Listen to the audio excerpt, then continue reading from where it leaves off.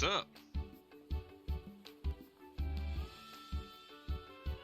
Hope everyone is well.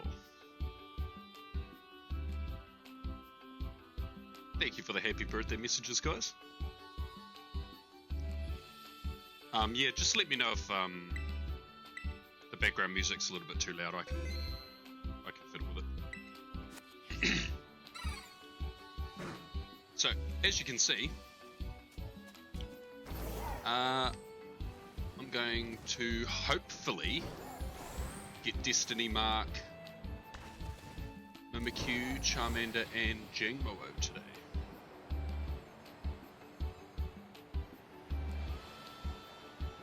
Actually, you know what I haven't done? You know what I should do? Before we do this, because I have a Mimikyu outbreak, which is awesome.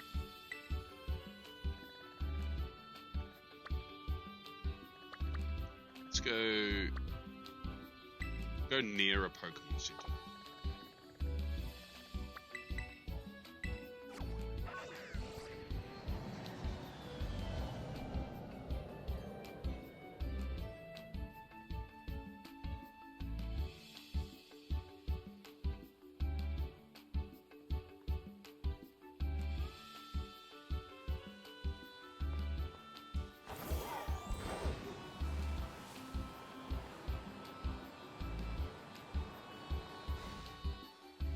Hold on. Pause this. Go.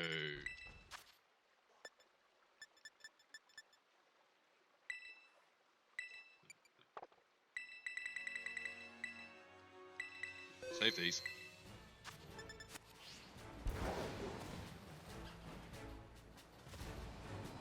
May as well.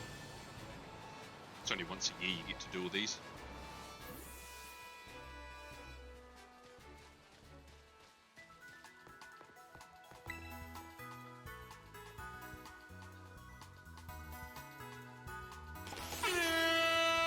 Jesus Christ. Why is that so loud? I just couldn't resist doing that. That was too good. Oh, was that you? Oh Yeah. my god. I thought that was the Pokemon Center. Well, that's what I was hoping for. But no, it was definitely me. It's Discord soundboards. You can have a lot of fun with those. Well, that was good. I didn't expect that.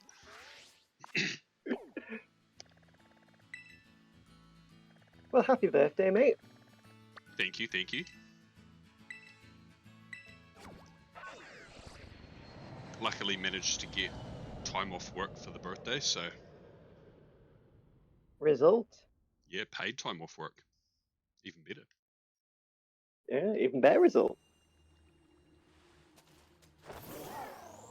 Well, I will be doing some shiny hunting alongside you in a little bit, but at the moment, the DSs need to recharge. Are you doing your Menifee hunts? Yes. Don't really have time to do anything else. You're doing pretty well on it though. Didn't you say yesterday or the day before that you were technically ahead of where you wanted to be? I still am, but then yesterday I spent a lot of time doing actual work, not the important stuff. Yeah. And so I normally do 2 sessions a day, and I only got in one of them. So I only did like 20 instead of the 36 that is required. Oh, I see. So still ahead, but I need to try and do some more today.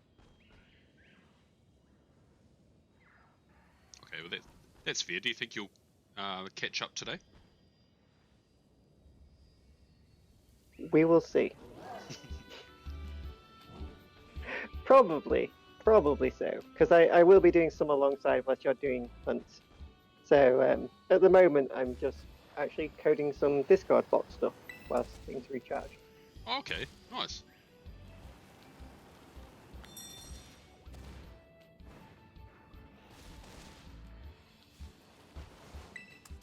Just realised this is a horrible place to make sandwiches.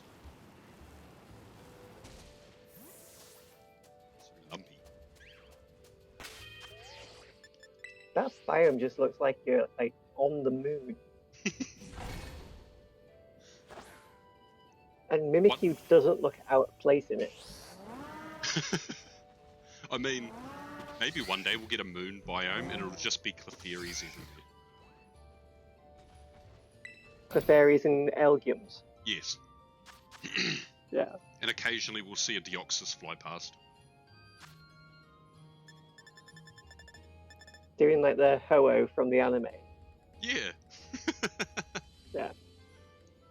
Need to quickly look.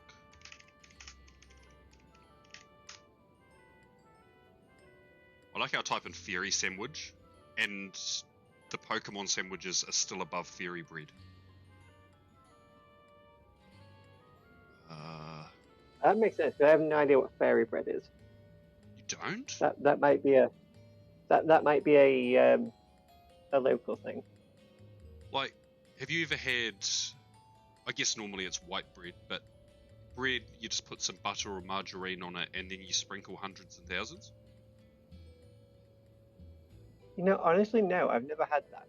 Huh. Maybe it is more of a local thing. Oh, is it tomato they like? Okay, cool. That's good to know.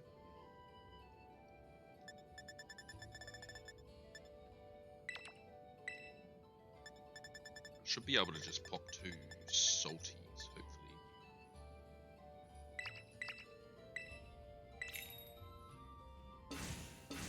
Yeah, so I'm going for Mimikyu first because I didn't get it last year. So, fingers crossed. Fair enough. I get that today, and then I'll probably do Charmander and then finish off with Jiangmoe. I don't know what I'll do if I get the shinies pretty quick. Like, I've sort of written off my day to just stream for the day, so I might just hunt random outbreaks and fingers crossed some of those provide some Destiny Marked Shinies. Well, I hope so for you, mate. I didn't get any Destiny marks, but I also spent most of the time doing Manaphy, so... I mean, Manaphy's arguably better than a potential Destiny mark.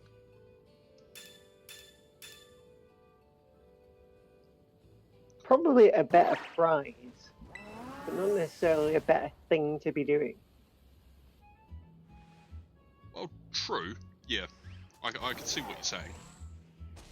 Yeah, like there's more chance of you getting a Destiny mark over the next 3 of your birthdays than me getting Shiny Manaphy in the same time.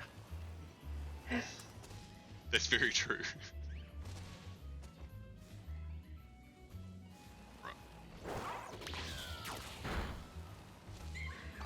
I wish Destiny Mark was a mark that you could add to Pokemon. Like, obviously, I want to hunt one and find one, but I'm just thinking about my Charizard that has all of the... or has a heap of ribbons and stuff, and marks. Like, I'd love to add the Destiny Mark to that, but I know that the only way I'm ever going to get it is, well, from the one I hunt today. Yeah, it would be good if it was something you could add. That might be a future gen thing. Yeah, like 10 million Poké Dollars you can add a mark that's normally unobtainable.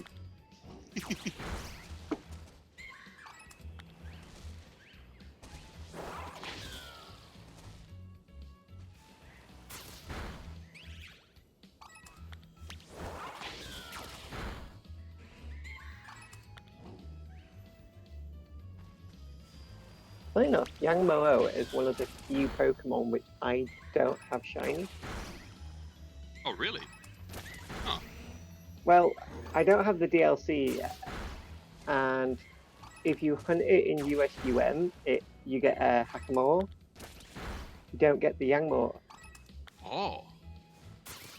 So, I could, if I wanted to get it like today, I would probably have to do a hatch hunt in Scarlet and Violet. Sorry. I I mean, if you want to claim but it, you is... can. For our No, collective living no. decks. I don't even know if it's been found. Probably gonna have higher odds of being shiny at GoFest because it's getting released at GoFest this year. Yeah, true.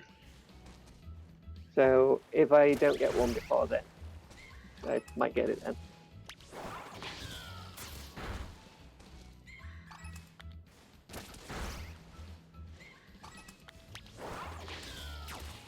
Wait. Oh.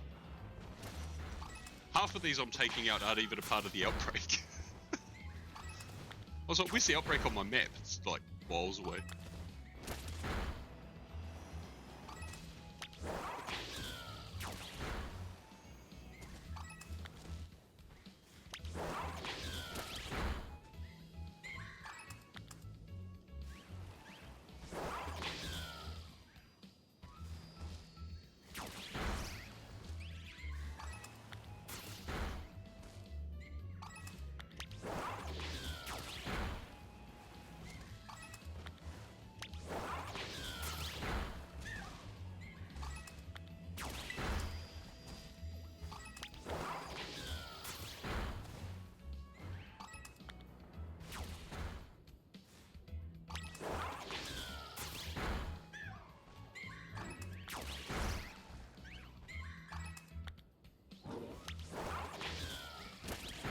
One major plus side for me today is that I'm not having to hunt Mimikyu in the tag tree thicket.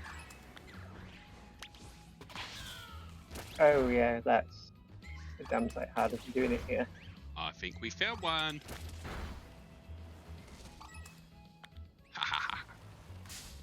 So you were talking about what you were going to do if you found them more quickly. I mean, we don't know if this has the mark yet.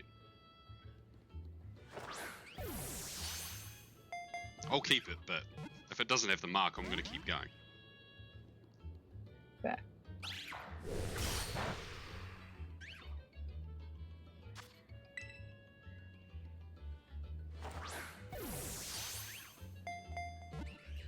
Hey, what's up, Apollo? Thank you, thank you. Came in right in time. Can Mimikyu kill itself? I never checked that. I know it could in USUM. What level is it? I wonder if it has Memento. Because that changes everything.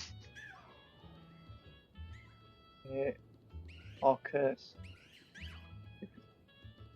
True, yeah. But in theory, if it uses, depending on its HP, at least if it uses curse once, it'll boost its shiny. Oh, it'll boost its catch rate for me. And if it has an odd number of HP, then it'll be able to do 2 curses. Oh well, I caught it. I'll be able to see the moves anyways.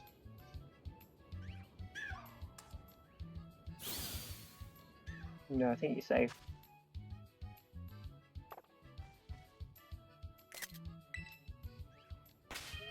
Right, let's have a At look. level 66, it should have Shadow Claw, Charm, Play Rough, and Pain Split. Okay, that's fine. Ooh, that's adamant nature too. Right. It doesn't have a mark.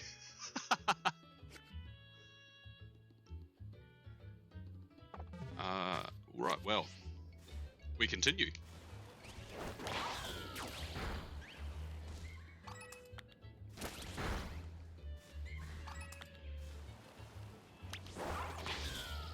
It's kind of weird thinking back to the times where I actually used to plan hunts.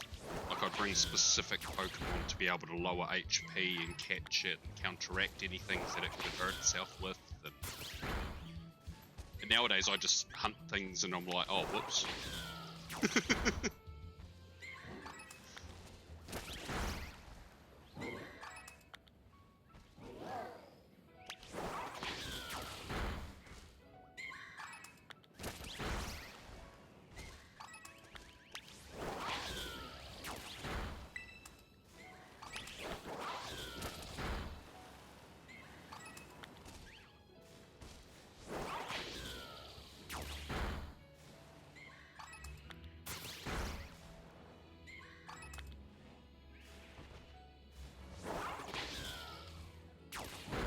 That's all good, Apollo. I'll be live for, I imagine, a few hours. Especially because I'm going for 3 of them, so... so there's no stress. Oh, thank you, Profi. I thought joining voice chat was a good idea until I realised that whenever I do the clips, it's probably going to also involve my voice. And now I'm not such a fan of the idea. Also, it's fun when I'm talking and I say out-of-pocket stuff, but when you're on there, all of a sudden it's not as fun anymore. It's not out of pocket stuff. It's just I just don't like my own voice. So Yeah, that's fair. I have to sit there and listen to my own like VODs and stuff, especially ones like this where I cut little bits out, like the starting screen and all of that stuff, and I hear my voice and I'm like, I do not sound like that.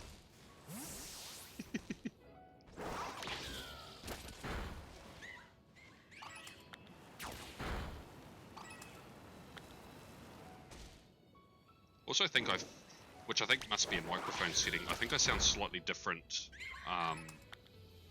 with the headset compared to what I sound like when I play Pokemon Go using my phone's microphone. yeah, a little bit.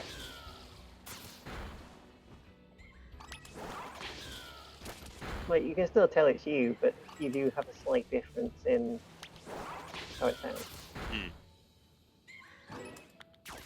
Yeah, it'll be just one of those annoying things that I've just got to fiddle with little settings for the microphone. And even when I get it right, I still won't like the sound of my voice.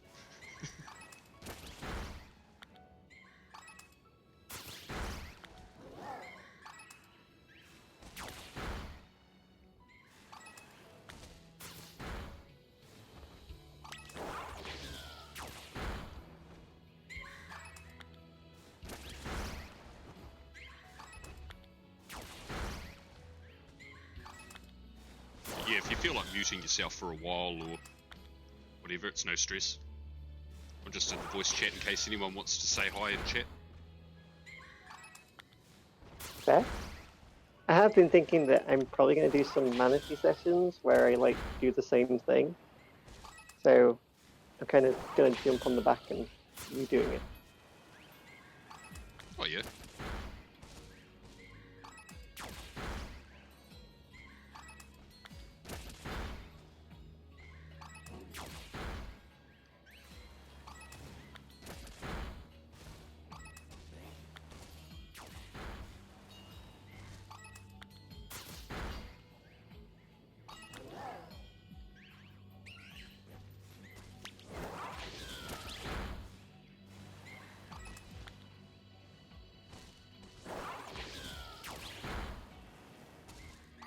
I've been seeing so many of those memes recently of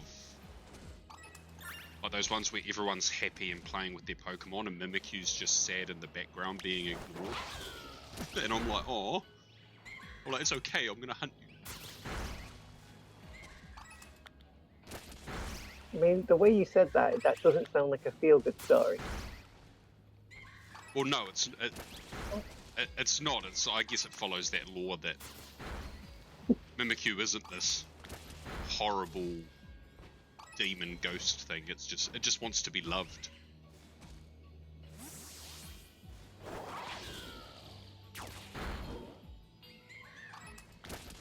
Wish your buddy would attack the Stellar or the Terra Pokemon.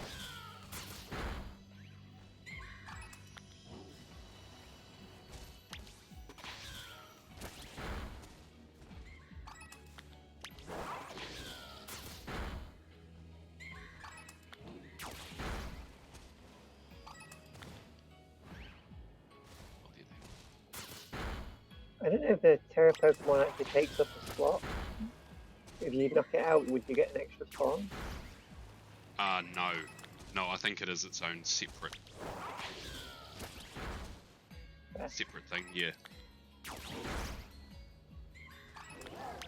I've seen sometimes where they don't even spawn in, but you can see the glow. or sometimes the Pokemon itself is walking around, but it doesn't have the glow. Yeah.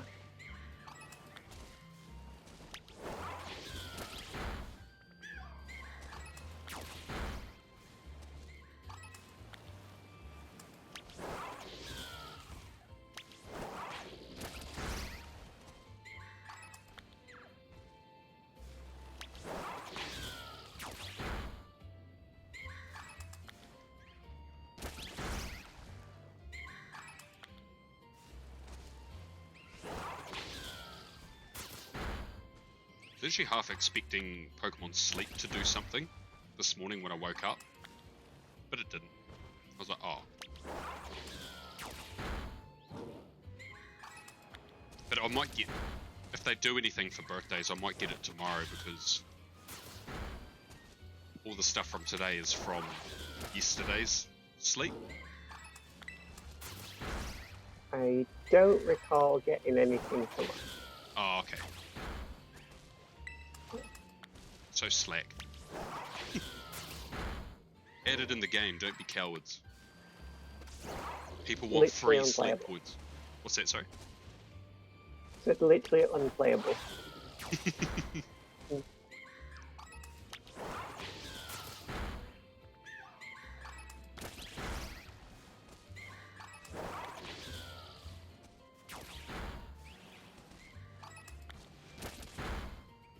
Okay, I'm in the second last phase.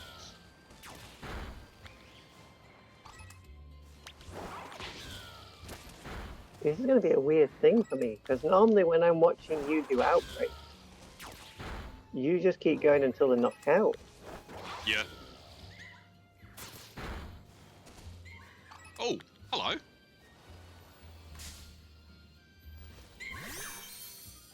Number 2.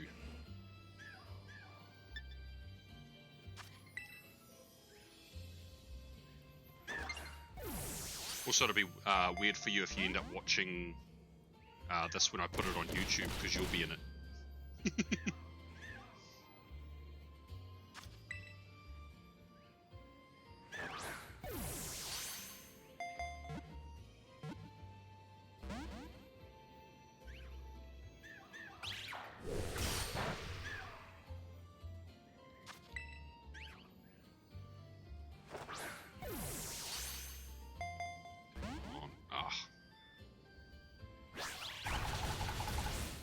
I need to heal my. I just realised my Meowscarada is a bit low.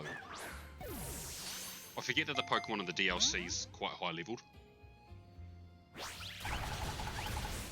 Oh, bye.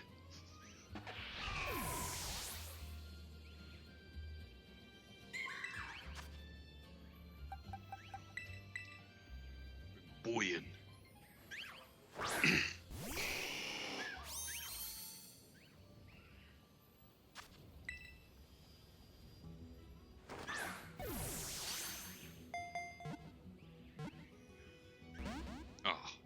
Here, I thought it was going to get cool.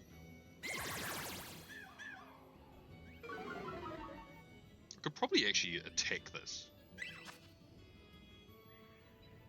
Oh, I mean, I definitely could attack this, actually. Because it's... Every ounce I of was my saying being... nothing, so I'm not in the clip. Every ounce of my being is scared of clicking that button, even though I know that Mimikyu can only have disguise. Ring. Oh, I got it anyways. Yeah. You know, if you don't get the crit chase, you won't catch it. There's a bug in the code that means that only crit catches work. In fact. Right. Okay, the nature's not great. We've got a mark. Oh, it's the dawn mark. Oh well. We continue. After I heal this.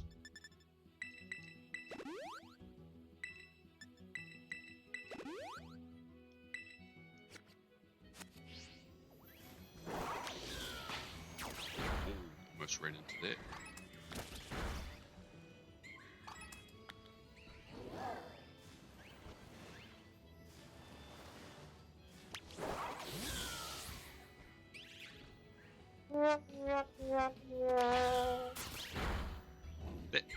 That's just rude.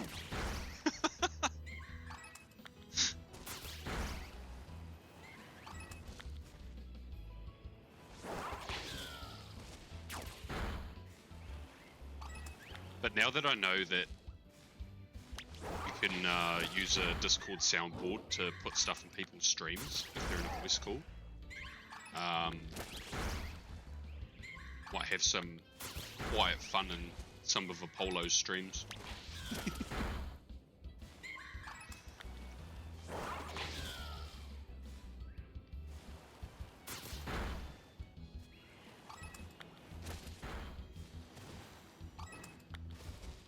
Oh, the slugma moved.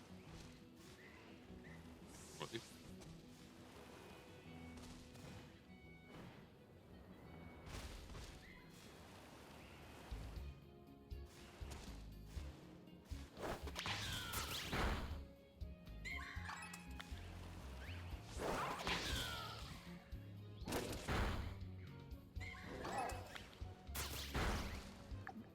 That is a great clip name. Spineless, smelly bean pogchamp.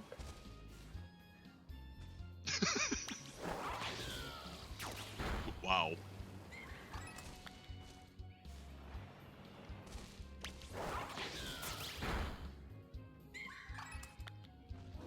I guess Twitch has a library of words, and then for clips it just puts them in random orders.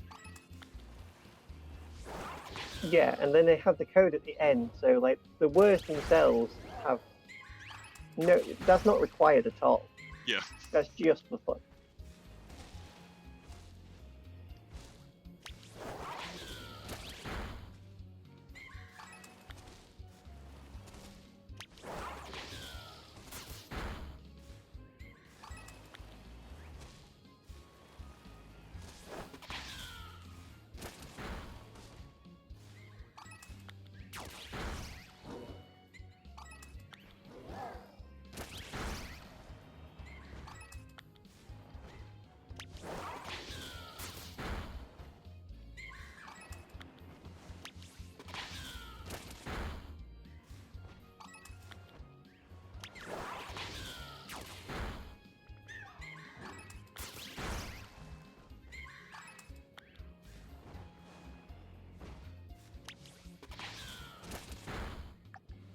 I wish they added into your notification-y thing.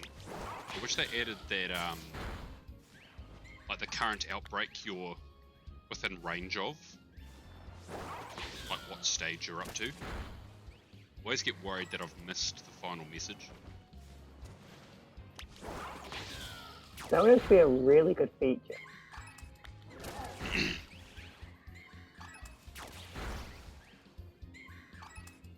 Oh, here we go. I guess now I run around and maybe do some picnic resets.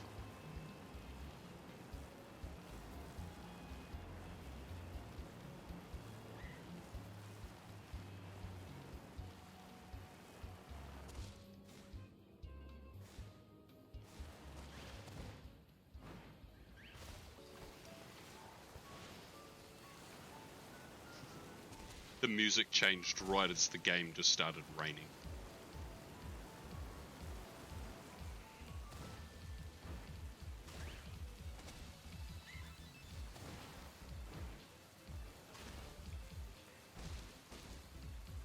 Maybe in sync like that.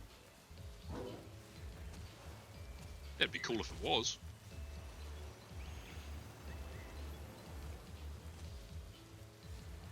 An even better feature if like the music changed before the weather changed. They're like, sounds like rain. Yeah. I mean, there's always hope for Gen 10. They did apparently want to do things like add seasons into these games and stuff like that.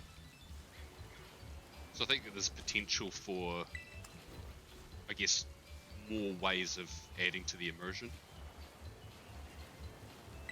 Yeah, I mean, we had seasons in Gen 5, so there's no reason we couldn't have them in Gen 10. I miss seasons. As much as it was a pain if you wanted to shiny hunt something specifically and you had to wait like few months for it, but it was like little things like diamond dust on a specific day at the end of the year, and Yeah, it was cool. I also like what was it? Trashstone Cave? No, it was the other one where like the paths you could take through it changed in different seasons depending on the oh, snow level. yeah, that's right. That was such a cool, it's such a small thing really, but it's a really cool mechanic. Was that Twist Mountain? That's the one. Yeah. Yes, little things like that even without DLC, there's something to go back to later.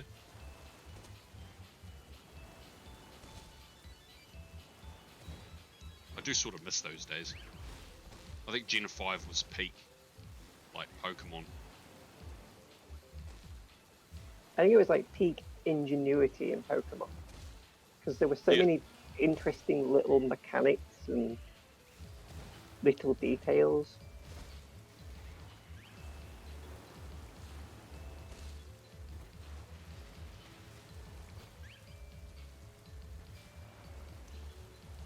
Be right back. Ah, all good. Right.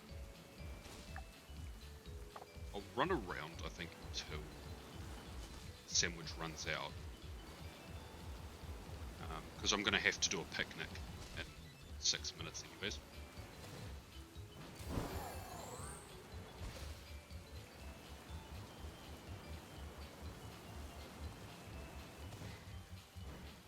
In fact, I may even do a short be right back after the sandwich runs out, because I've got washing in the machine.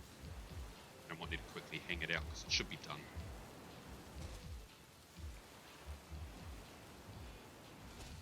Only downside to streaming all day.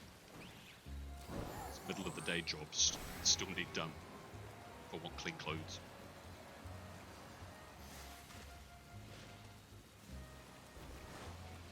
Whoa, okay.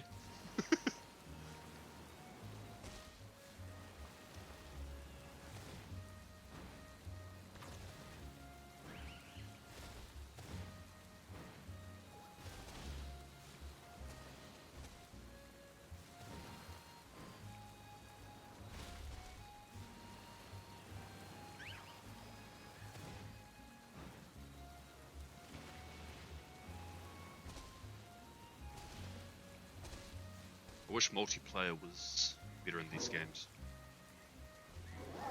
Yeah, I agree. In fact, if anything, I feel like the spawn rate should be increased.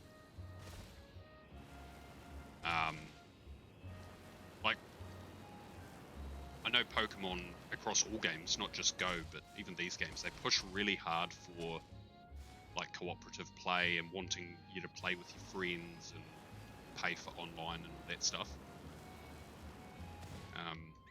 Like little rewards like extra spawns and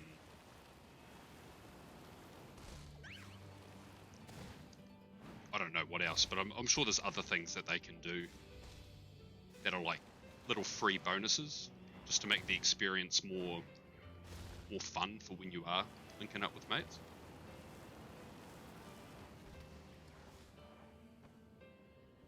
Can we get one more before it runs out?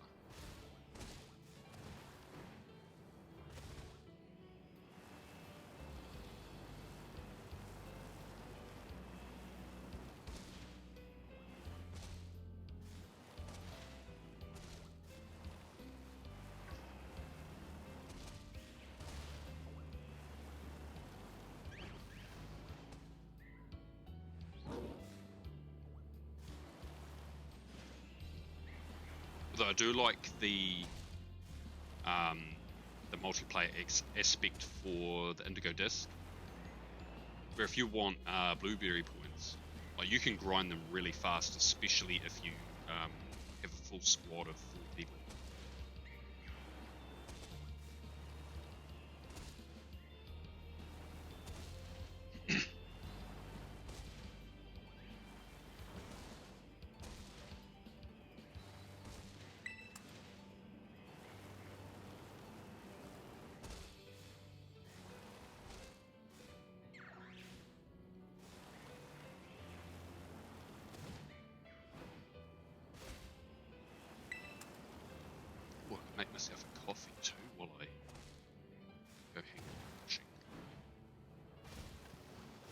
Not a coffee addict, I swear.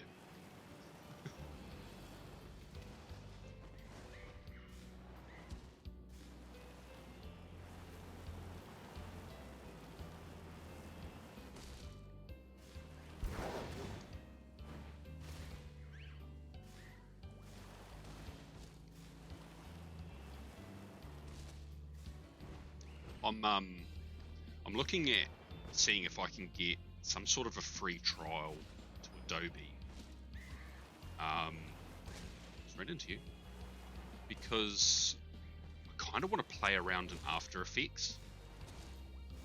Like doing little play around things for like YouTube stuff and, you know, my shiny recaps every week and all that stuff has kind of got me in the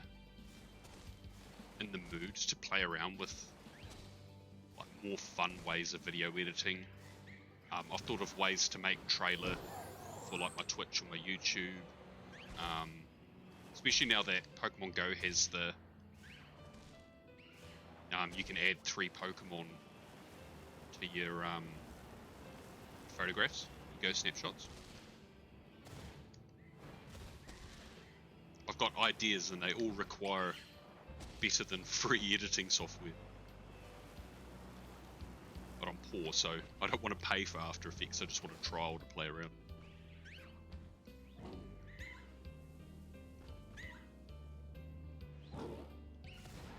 Oh, and speaking of being poor, one of the most exciting things for me, but most heartbreaking things for my wallet, that New Zealand and Australia are finally getting their own online Pokemon Center.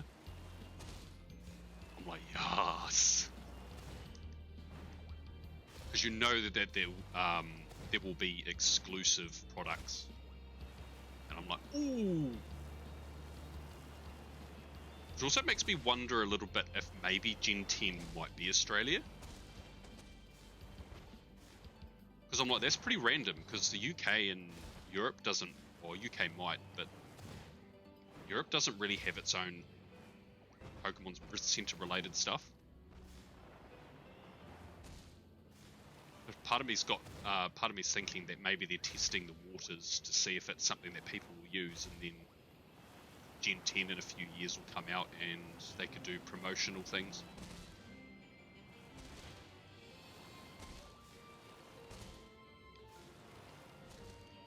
Oh no, that's a coughing. I know what that means.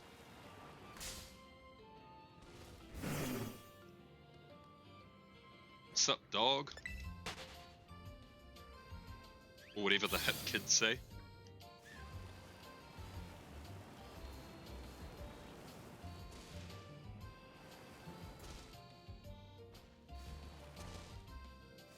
My daughter hates it. She's fully up with the Gen Alpha lingo, because, well, she's in that generation. But because I spend so much time on the internet, I also know a lot of, like, what she says. So I'll sit there talking to her, but using all of her sort of Gen Alpha slang lingo stuff, and just the cringe looks she gives me. It's awesome.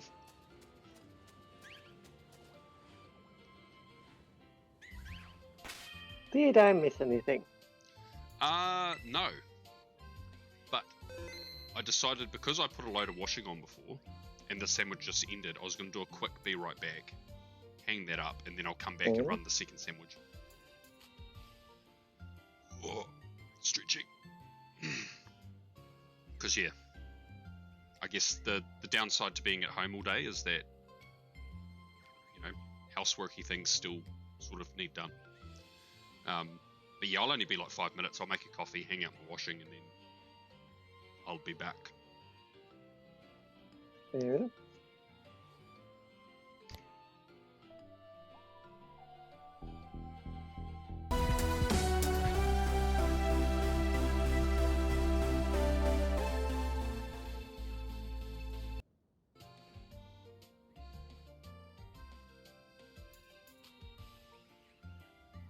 I'm back.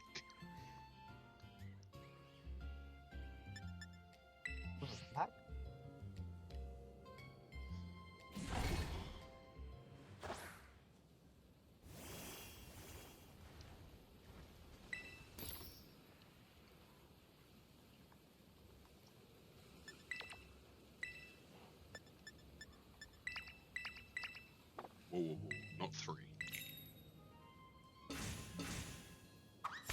I was just thinking about it before. I think I might run 2 sandwiches, and then if I don't get the mark, I'll just move on to the next one and then run a couple of sandwiches and rotate like that. So there's a little bit of change in scenery. I'm not just sitting on one hunt for hours. I think that makes sense. It can get a bit dull to just look at the same thing over and over again. But the goal is definitely to go for Mimikyu. Just because, yeah, it's the one I didn't get last year. Well, I hope you get it. Thank you. I hope I get it too. It'd be weird if you didn't, in fact.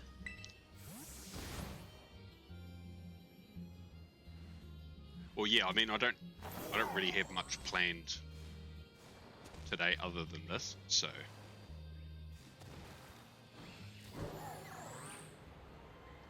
I'll be able to spend plenty of time on it.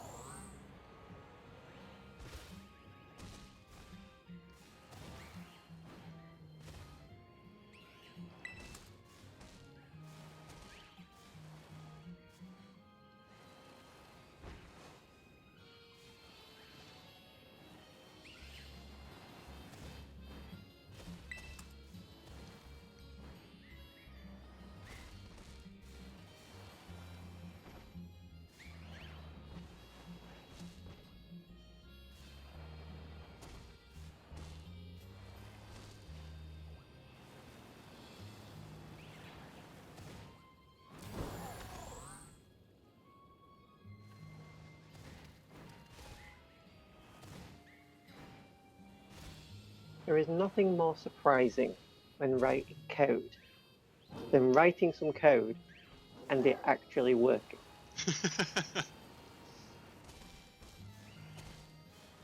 As someone who's had to play with code, I relate to that so much. It's the thing, like, you know, even for like people like myself who are like, you know, professional coders, in quotation marks.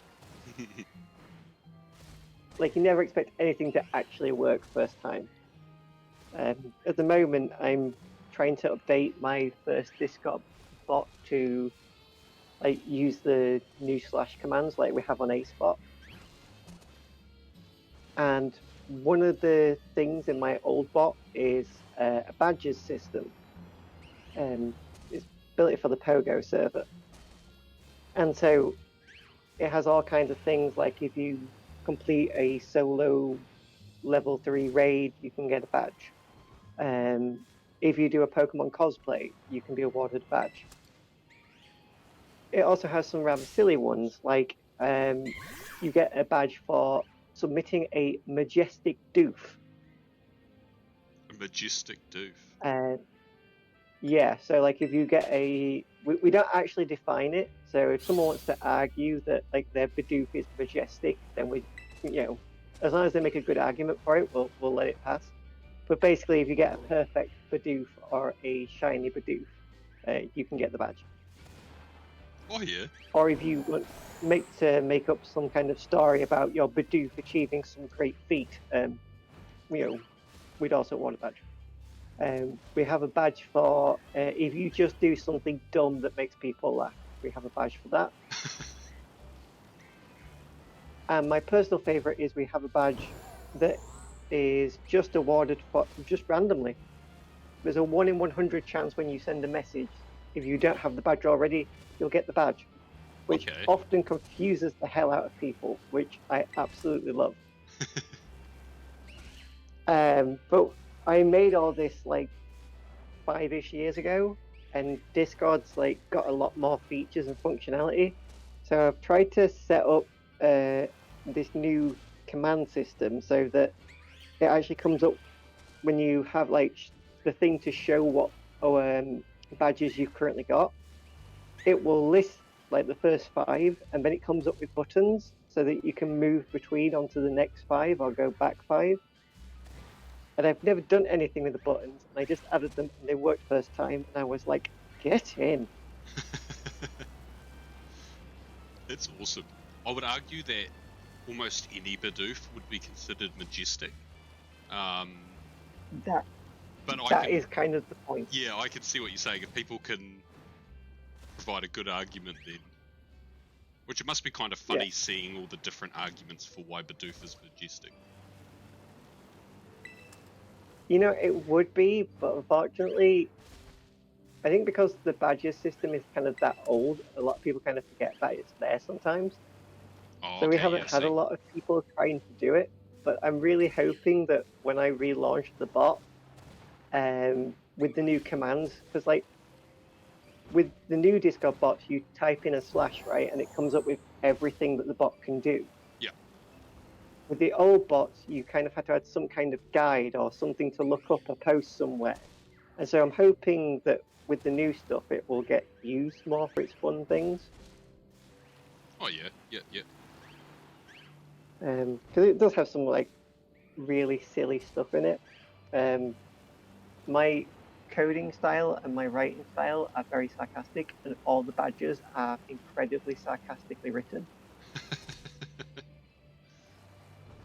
I had a friend that did all the, like, you know, each one has a picture that my friend made. Like, there's some really just absolute crackers.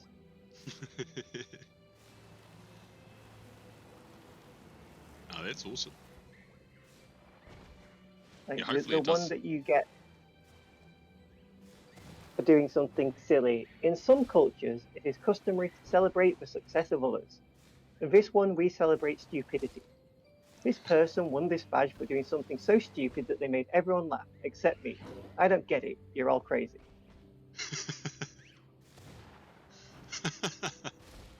I love it.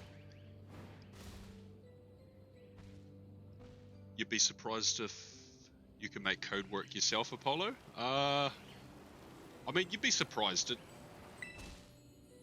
if you follow the basic rules of whatever language you're coding in. It's not too bad, and normally it's minor grammatical errors that cause code to just do everything but what you want it to do, including not working at all. But like what you said before, Profi, about like how like exciting it is when code works first time. I also get really excited when code works twice in a row.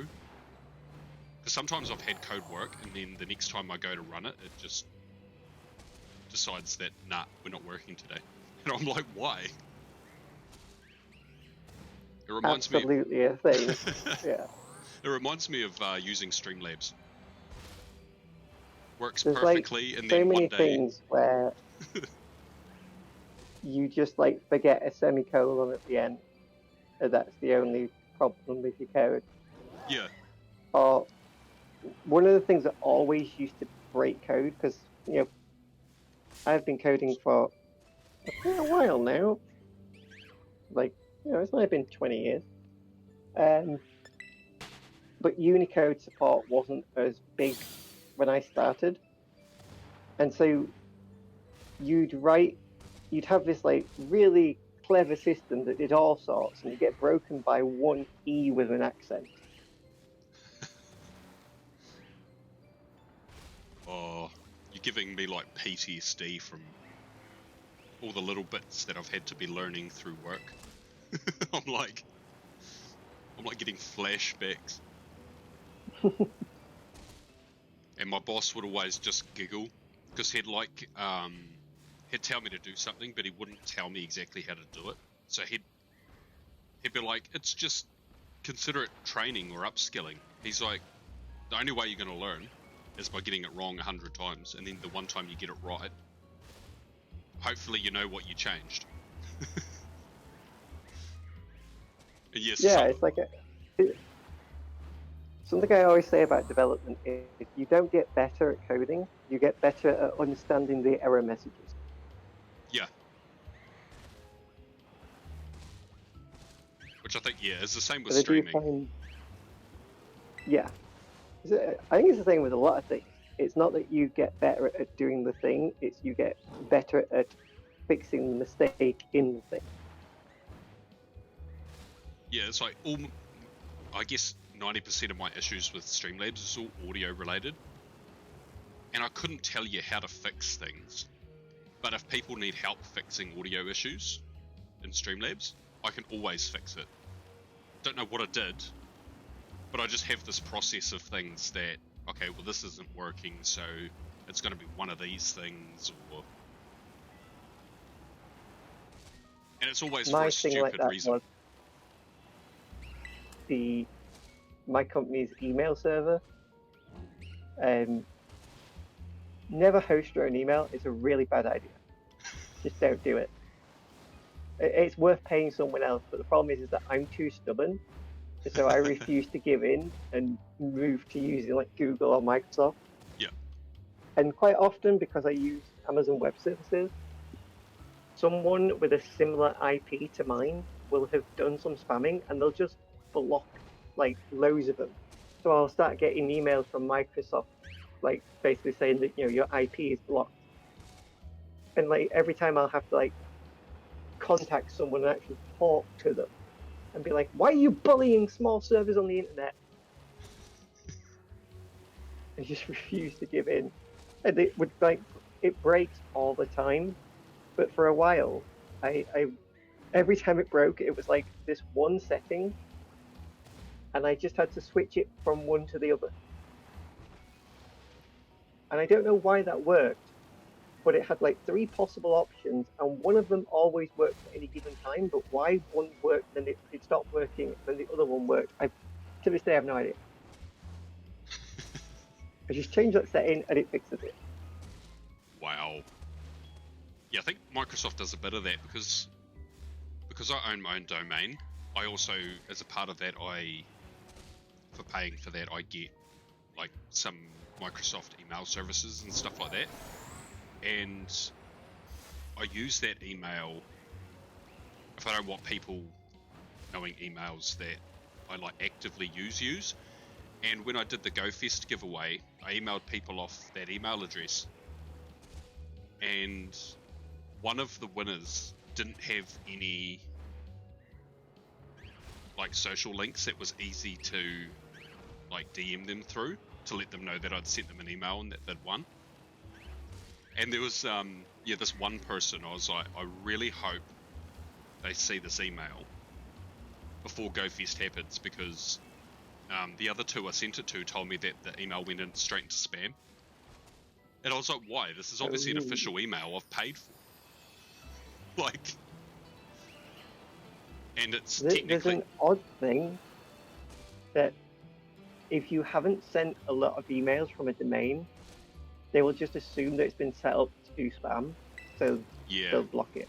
So it's really hard to build up trust for an email address from scratch. Yeah, I think that's what the issue was. But I was like, come on, Microsoft. It probably doesn't help that words like giveaway and you've won and stuff like that are usually used in scam-related stuff was in that email, or in those emails. Yeah, it probably didn't help. You probably should have sent an email to start with just saying, hey, I hope you're having a nice day, and then followed it up with congratulations, you won. Yeah. But I'm hoping that, at least from those 3, that they opened it, they replied to me, I replied back.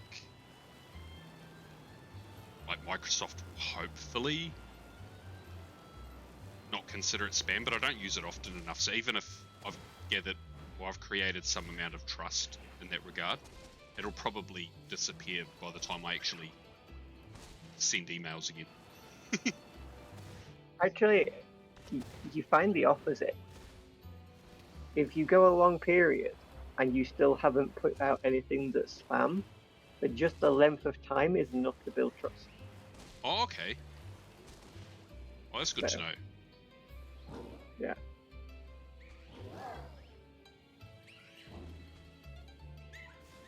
Because I remember reading a thing once that, like, I can't remember if it was Microsoft or Google, basically your email server will have, in effect, next to zero trust and almost always go straight through to spam if it's less than a year old. Oh, okay. Yeah, so mine's just over a year old. Yeah, so you might find that you have less trouble going forward. Okay, well, that's good.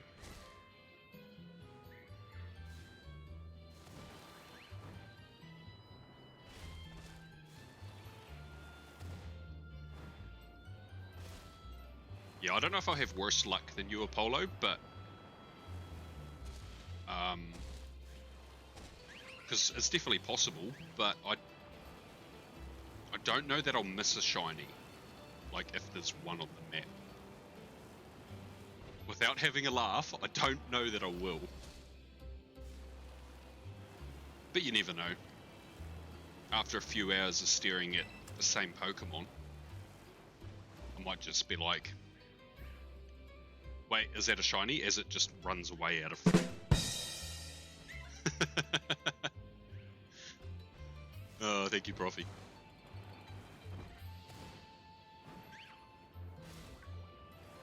Yeah, unless Great, it, like, being on VC chat. You don't even have to pay to do, like, sound effects in stream. well, maybe I should leave the voice call so that you have to use channel points on sounds.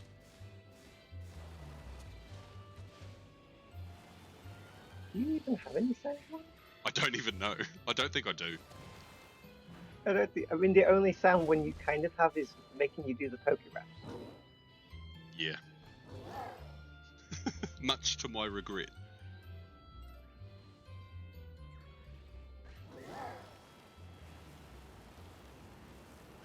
And 4.3k away. Yeah, I think if you're here for enough of this stream, and for my stream tomorrow, you'll probably have enough points. Maybe even after just today. We can only hope. I mean, hope's not the word I would have chose, but yeah, sure, we can hope.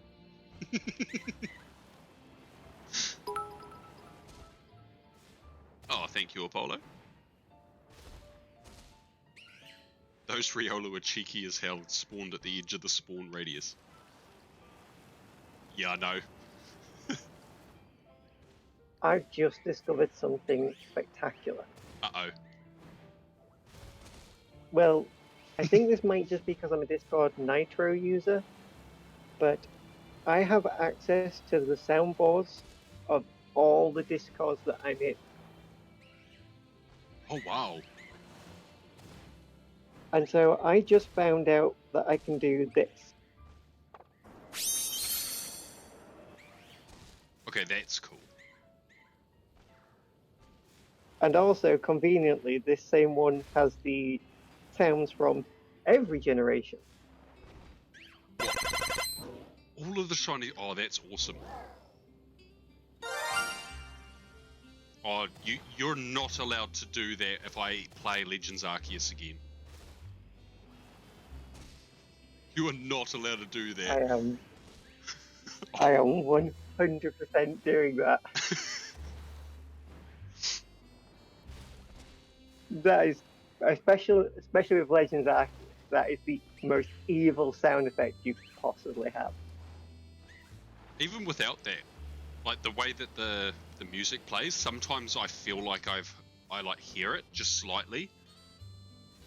Because there has been times that I've been streaming and I've gone around looking for a shiny and I can't find it, all because in my own head I thought I heard something.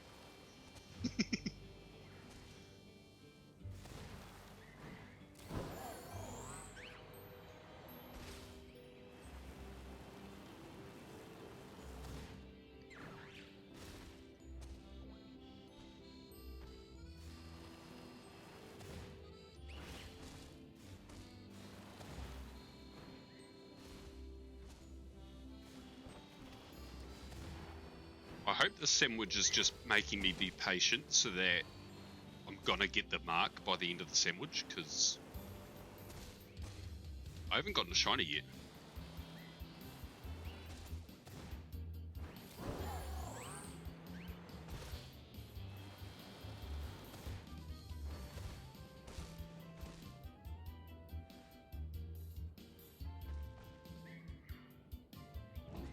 Oh, did you just, oh, you did too? Oh, wow. Thank you for the resub.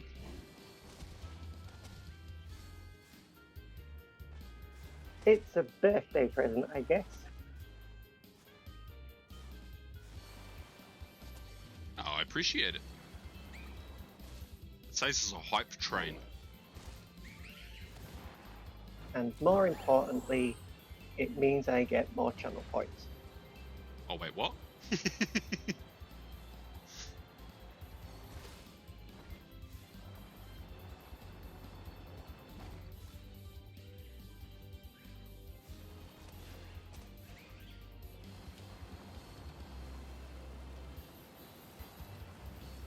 I might have to sit down and brainstorm one day other things I can do to add to the channel point rewards. Like things that are a little bit more unique to me or silly, like the Poké Rat. I could add the original Pokemon theme song. Valid. I do think having good channel point redeems can be a really good feature for a stream, especially for small streamers. Like, it can be a really good way of getting people to engage and want to hang around to earn points to actually use the things. Yeah. Because I do think one of Apollo's friends, Dax, has some really good ones that I have a lot of fun with using. It definitely was one of the things that motivated me to stay around in those streams for a bit. Okay.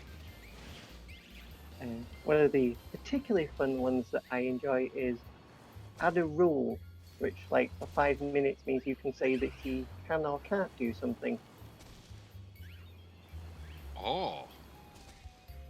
Like moving left. Oh my god. Or my personal favourite That would be torture. was the one where I said, I can't remember how often he had to do it, but every time he did something, I think it was every time he pressed the A button, he also had to make the sound of a random animal. Which was just wonderful. Not for him, but for me, wonderful. Oh no. See, that sounds like to me that you're going to have too much fun making clips. Just remember that clips equals content, and content equals discoverability. That's very true. Like, I did post, that was close. I did post the Butts clip. Yep, and I liked it. Yeah, put it on TikTok and YouTube.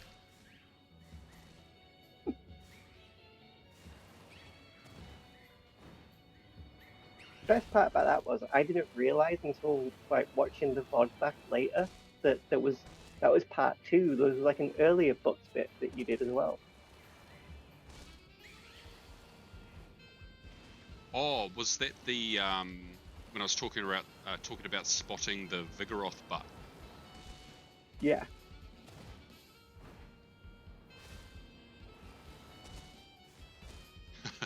Apollo's like, a mine bad, with the crying emoji. No, yours are very good as well, Apollo, but you stream less frequently, so I don't get to use them as much.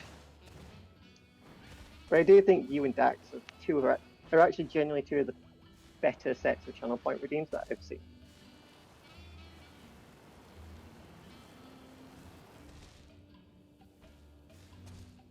I might have to sit down at some point and chat to both of them, and so I don't want to take their ideas, but if they've got good ideas, then it might be good to just have that conversation around what sort of things might be fun to add. Use them for inspiration. Yeah.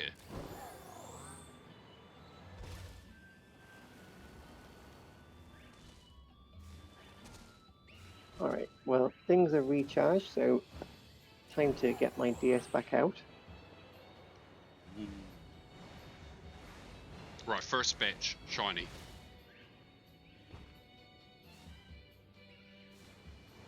I mean, there's a 1 in 2,048 chance of that happening.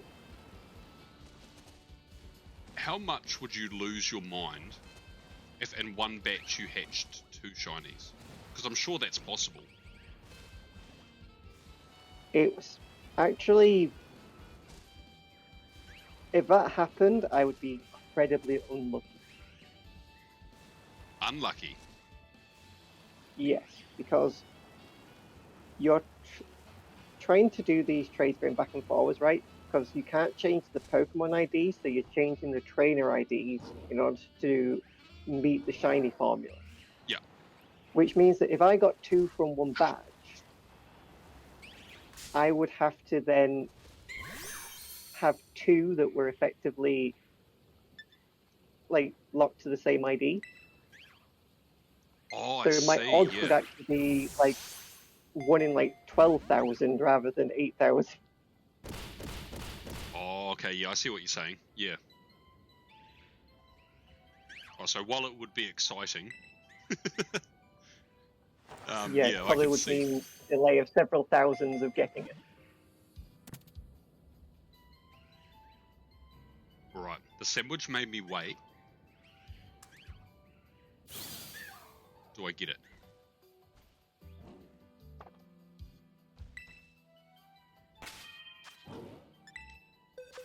You know what? There is no soundboard for the like hype up thing.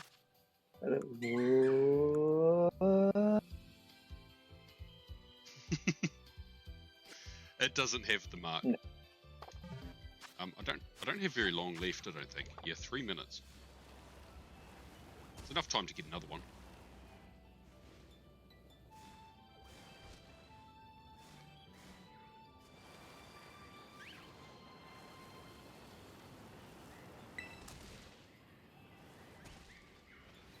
I don't think this is a spoiler, so I don't mind saying it, but I think I saw Riddler Coo post something about, obviously we get Legends next year, and that's the year after we're getting Gen 10 for the 30th anniversary, which makes sense.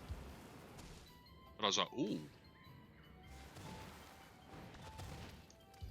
It'll probably be the first new Pokemon title on the new Switch as well.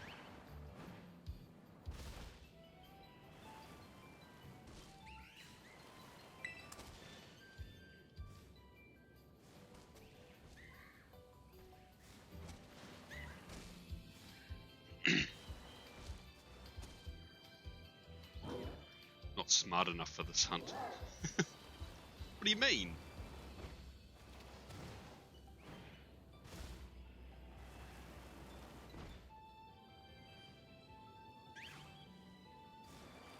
I think you could pull off a Manaphy hunt.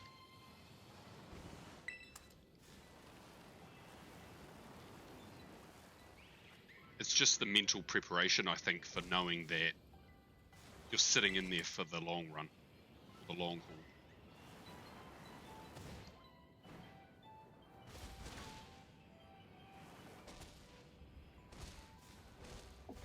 I think Apollo, given how Manaphy works, it's kind of the opposite, that you're not stupid enough to attempt it, rather than the other way around. And actually, to say something in response to what you said earlier, because of the new thing that's been released, I think it's called Arctic Base or something like that, that allows you to connect a 3DS to your computer to play it on your computer. There is now actually, when I get Shiny Manaphy, right, if I don't like start a new save file, that I just hatch and then reload, it will still be shiny. Because the ID numbers and nothing's changed, so it will still stay shiny. So I can get the shiny and then set that up and then actually record it. So previously I was going to have to kind of do it with like a phone and just be like, oh look, I've got a shiny manatee. Now I might actually be able to create a little video of it. Okay, that's cool. I wish I could do that for my Venipede, but when I get it, I'm literally going to have to push the home button as soon as I see it sparkle to get a photo of the encounter.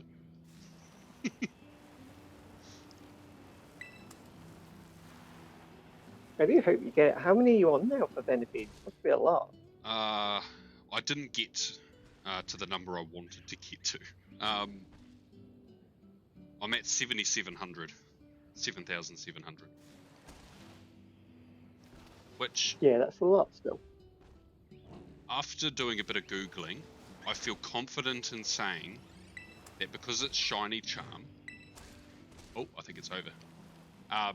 Because I have the Shiny Charm, I think that I have naturally boosted odds, even though I think it counts as some sort of static encounter.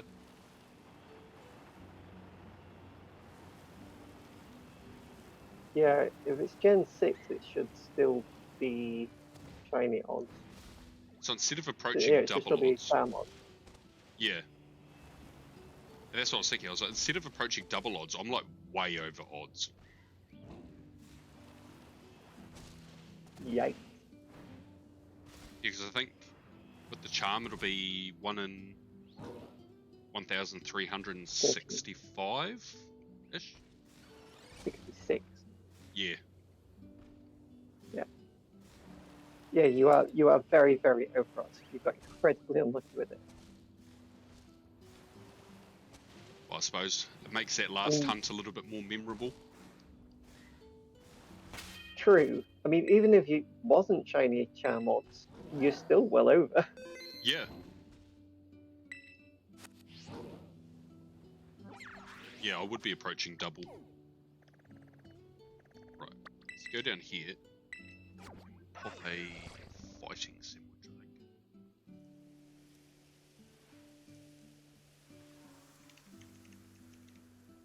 I feel like there's other dragon types here, so I think fighting sandwich might be better.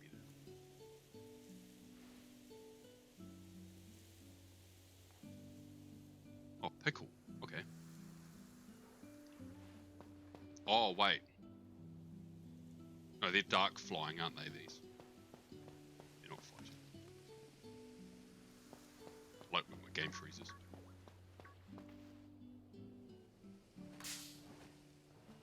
Oh. Hello, Bombardier.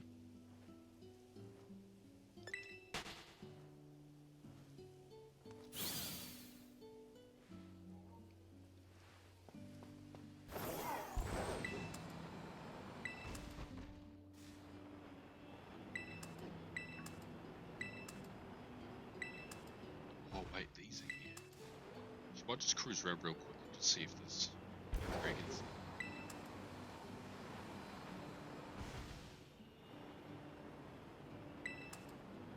I suppose if there are, they'll be rare anyways.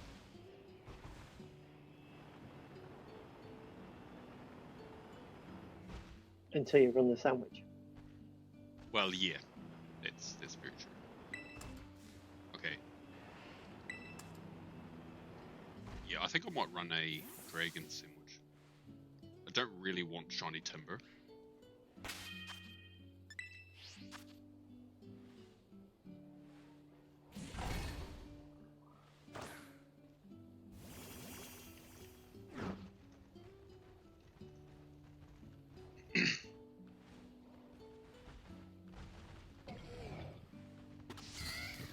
What's dragon? Avocado. Nothing says dragons like avocado. Yeah. I personally would have thought something spicy, but apparently not. Yeah, same.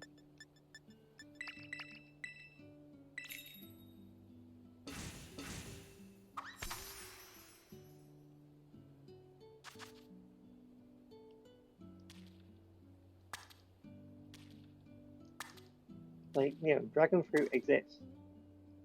Exactly, yeah.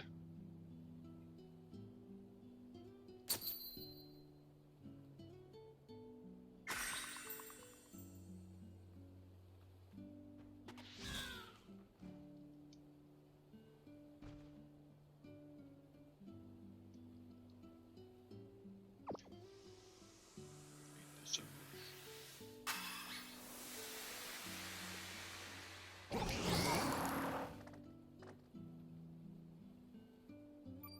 watch it not be dragon and Google lied to me. But it is. No, I'm pretty sure it.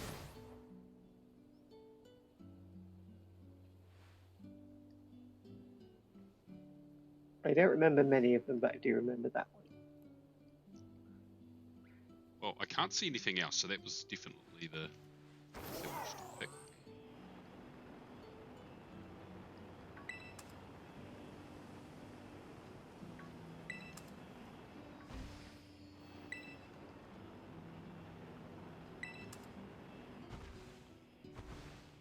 If you get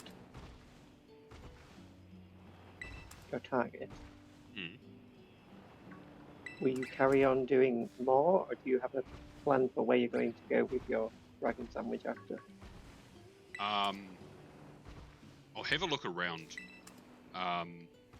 If there's an outbreak that is a different dragon type that I have, I mean, there's no reason I can't just run through that and maybe I'll get another one.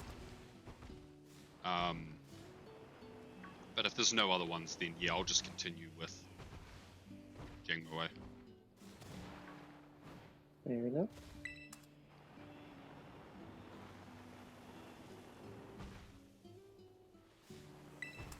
What would be really exciting would be coming across a random shiny that I'm not even sandwiching for, and it has the Destiny Mark.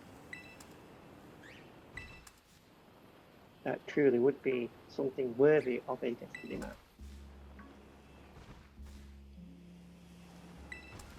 Yeah, all these salty herbs wasted, and I could have just run around in circles and got one anyways.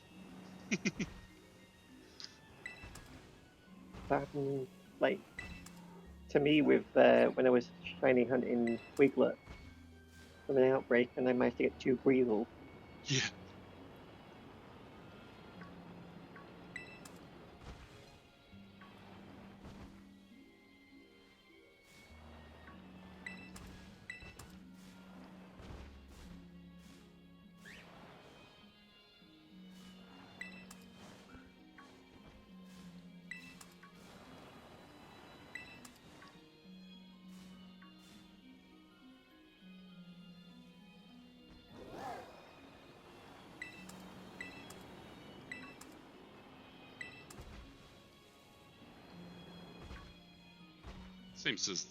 Seems that there's not really any other dragon types in this sort of biome. Oh, hello.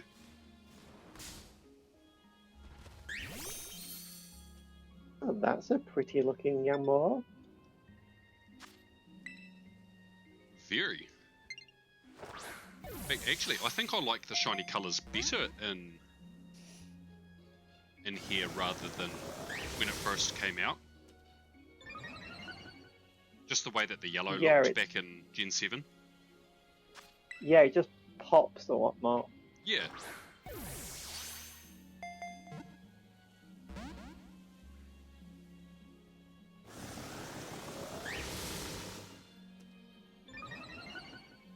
Also like how the 3 shinies I picked to hunt today all have pretty bad catch rates. That was definitely a decision. Right,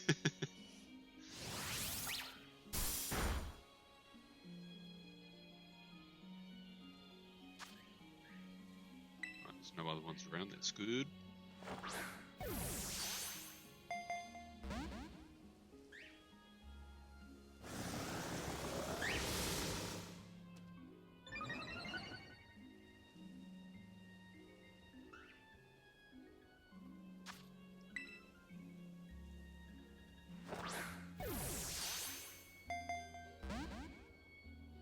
Get in the ball, please.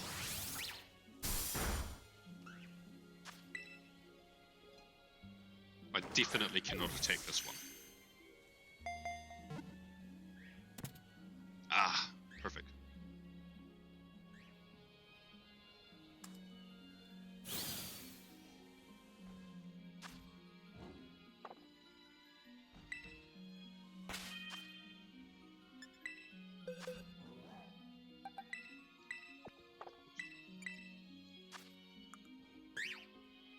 Not a bad.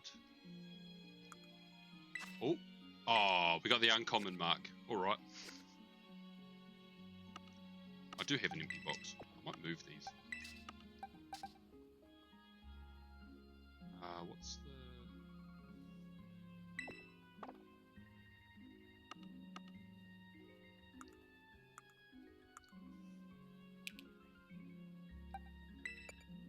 I think it is this button. There we go. Totally haven't played this game for like well over a year now. Still doesn't know the controls. Valid.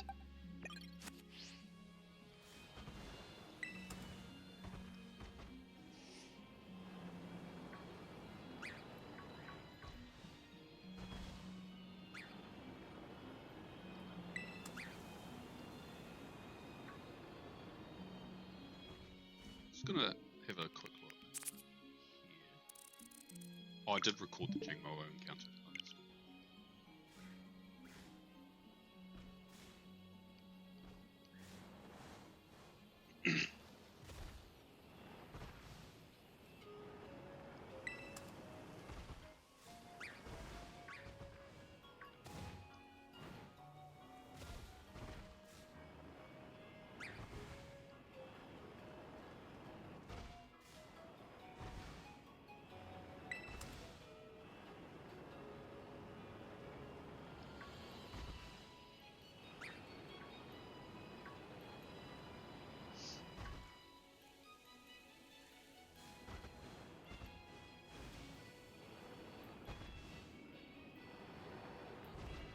Did that spawn in here? Apparently not.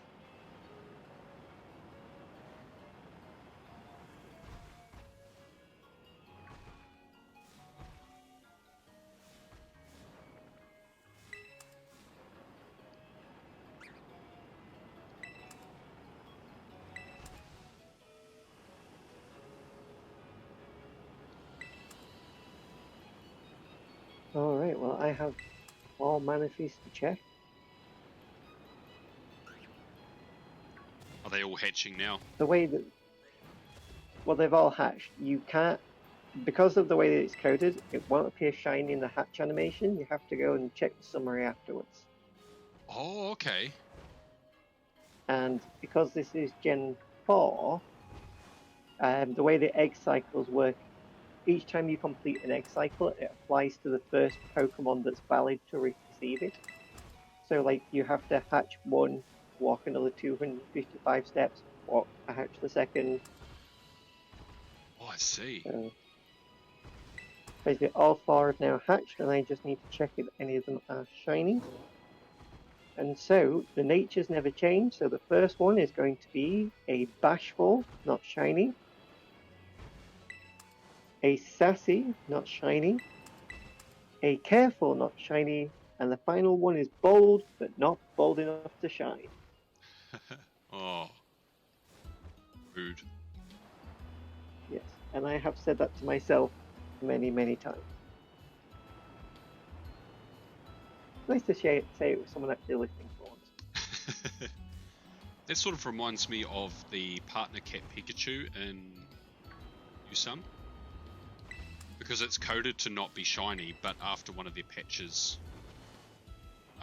they accidentally removed the shiny lock. And Yeah, when you shiny hunt it, the only way to know is checking the summary. Because they never even made a shiny model for it. yeah, it's just shiny. It's one of those things. It's like shiny in theory.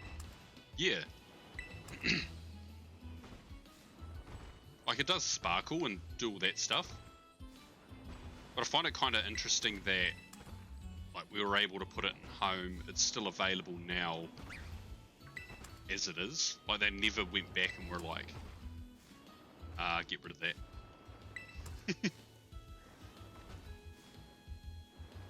Yeah, it's funny because like with Shiny Manaphy for a long time, you couldn't bring it up. Like you couldn't bring it into bank and then home. Oh, okay. Did the hack checks flag it? Yeah, and so a bunch of shiny hunters actually like campaigned for like with Nintendo, and they were like, no one would ever actually do that, and so they had to submit like their own recordings of them doing it to be like, no, we did it, and they were like, fair enough, and then they enabled it. Huh. That's cool.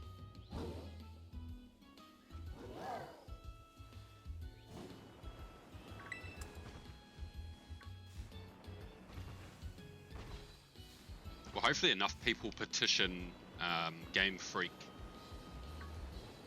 to remove shiny locks.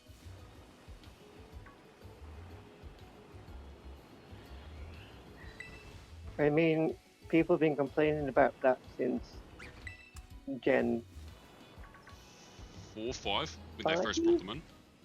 Yeah. Yeah, because you can't shiny hunt Victini. Yeah, you can't shiny hunt Victini, Zekrom, or Reshiram. I think you can do Kyurem though. Yes, you can do Kyurem. That is possible. But I think this gen is the first time they've ever brought back old legendaries and locked them anyways. Nope.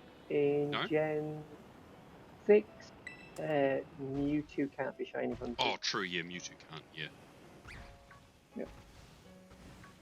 And I don't think the legendary birds get like one, depending on which stat you pick. I also think that can't be shiny as well. Oh, yes, no, you are correct. They are shiny locked.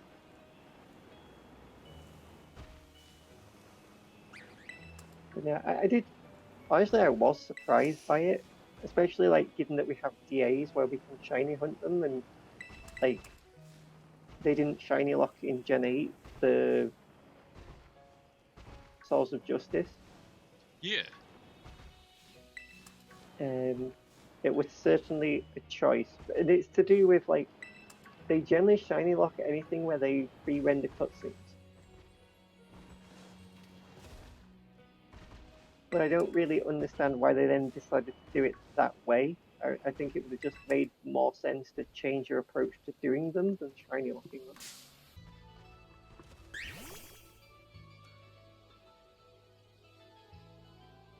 Sorry, I just muted myself. I thought I was going to sneeze.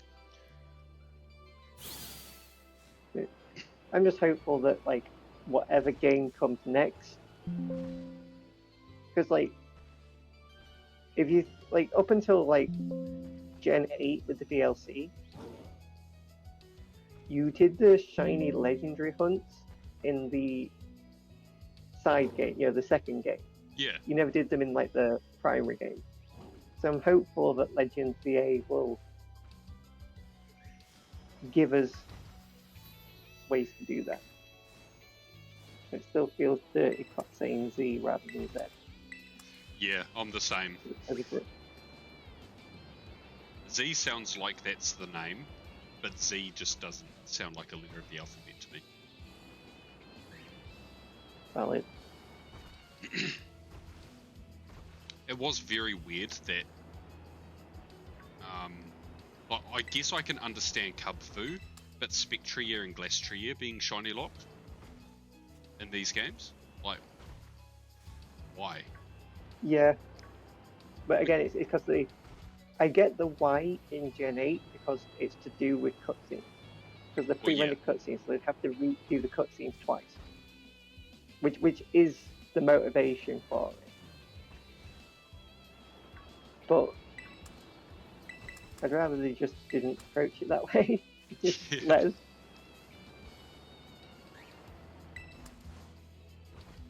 Other legendaries in these games, do they have cutscenes? I can't say someone like checked how they work, and basically in the code, even if you force them to be shiny, because of the way the cutscenes work, they won't appear shiny. So I think, yeah, there's something about the way that they're done that it is still cutscene related. Oh, okay, I see. So I don't know the specifics, but obviously I've not played the DLC, so I don't really know. Yeah, I've I've just never bothered to encounter them. I was like, well, none of them can be shiny,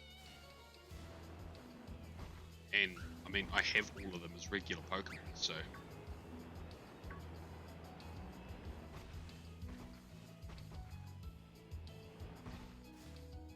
Giving us cub food would have been wild, though. Like, that would have been awesome.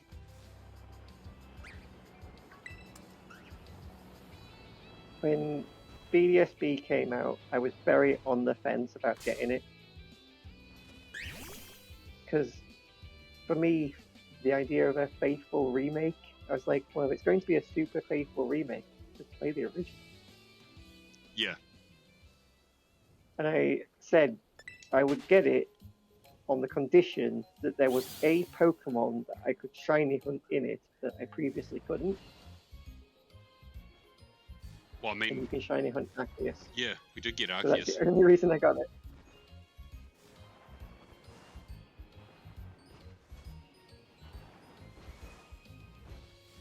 Yeah, I think having the Shaman, Darkrai, and Arceus definitely, because they could have shiny locked those. They could have done, but it's a faithful remake.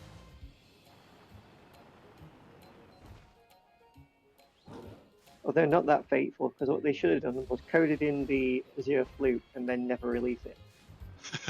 Then it would have been a truly faithful remake. It's so mean. But it's true, that's exactly what they did. Yep.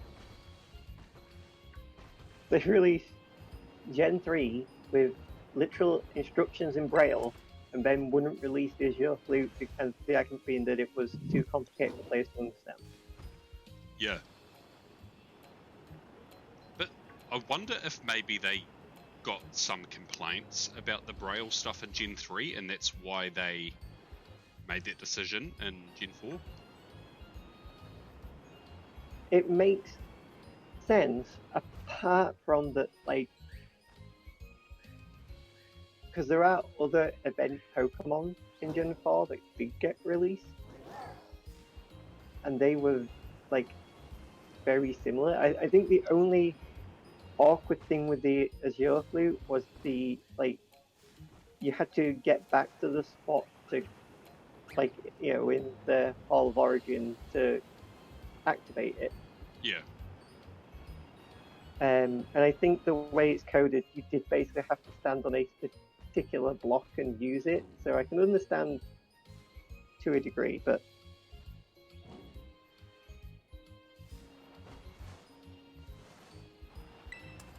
Well, it was like that in Gen 2, because I think for Celebi, to activate the event, you have to stand on a specific tile as you walk out of, is it the Goldenrod department store, or there's some built, or the radio station, I think it is.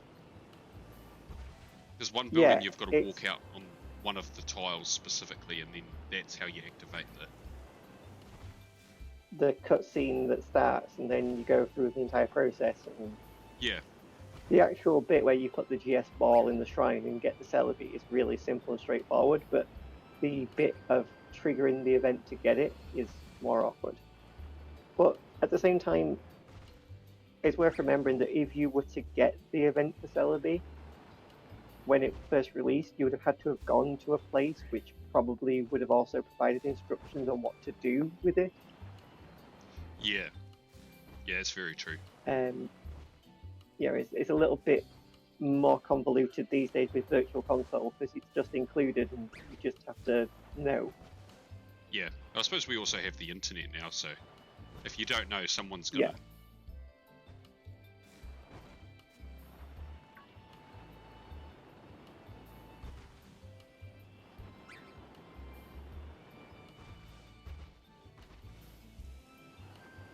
I'm also hoping with even Legends next year, not just Gen 10, but because of how they did Petra Run, that we actually get like mini storyline things for mythicals going forward. I hope so. I haven't played the DLC, but I did watch the P.E.K.K.A Run cutscenes.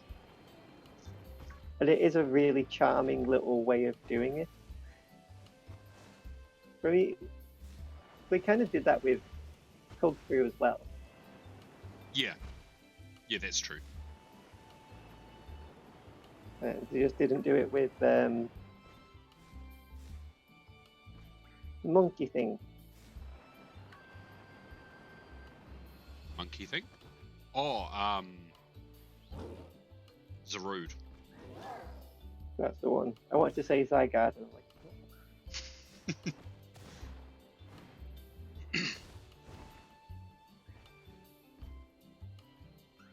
You'll probably stream later. No, that's all good, Apollo.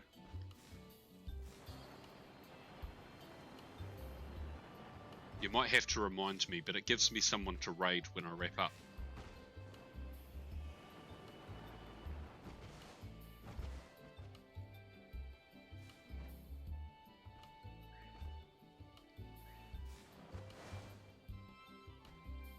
I will also be watching that stream. At some point, I will have to step away and eat. Oh, that's all good. I'll probably also have to do that at some point too, because it's 12:30.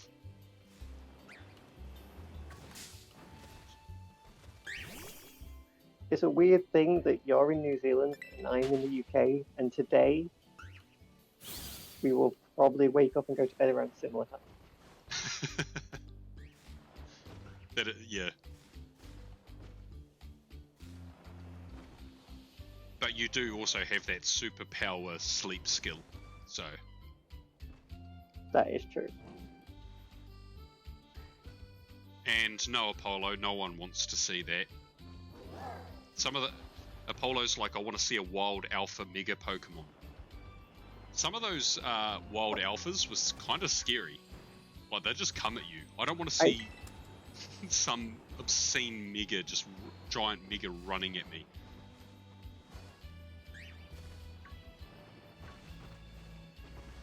Unless it's a shiny Mega Diancie, then I'll be okay with it. I kind of don't want to see a wild one, but I kind of want to see a not wild one. You know, just like a scripted one. Oh, well, we probably will, to be honest. Like, final battle, Yeah. Whoever the final boss is, or the Volo equivalent in Legends ZA will probably have a whole team of alphas, so...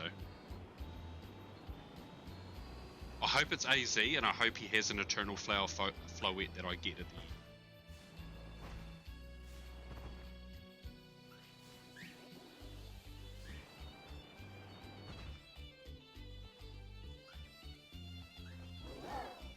Just love that something so simple like Pokemon has brought us together as friends, with us being in 3 different continents. Yeah, I agree, it's awesome. Like, you could just get... It's not like the olden days where if you liked a real niche thing, you almost just didn't have friends that liked things you liked, but now that we have the internet, it doesn't matter where you are or who you are, you can always find people. Yeah, and I'm very grateful to have friends in different continents, and also for me, different time zones. Because otherwise I have like long periods where like I never talk to anyone.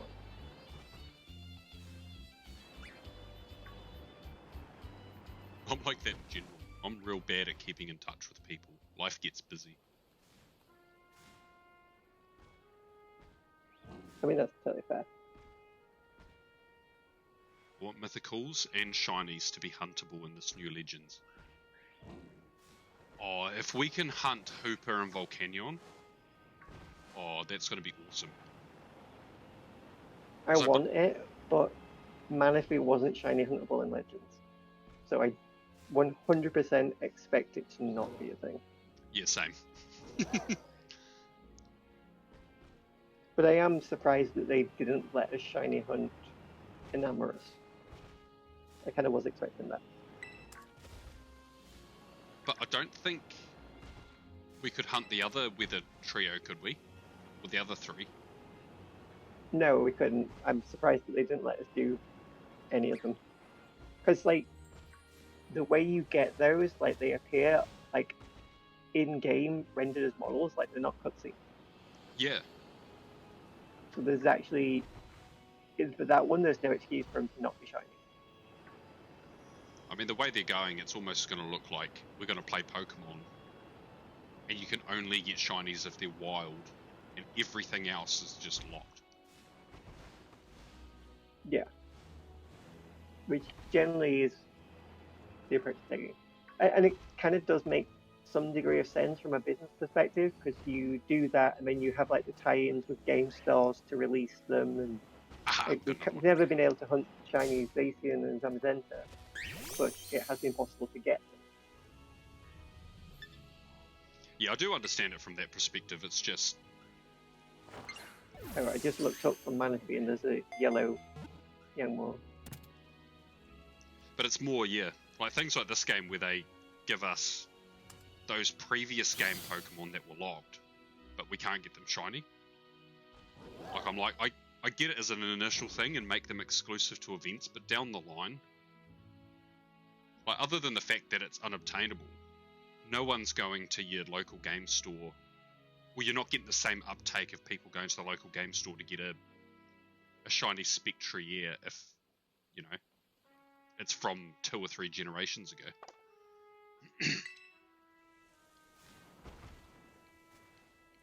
Yeah.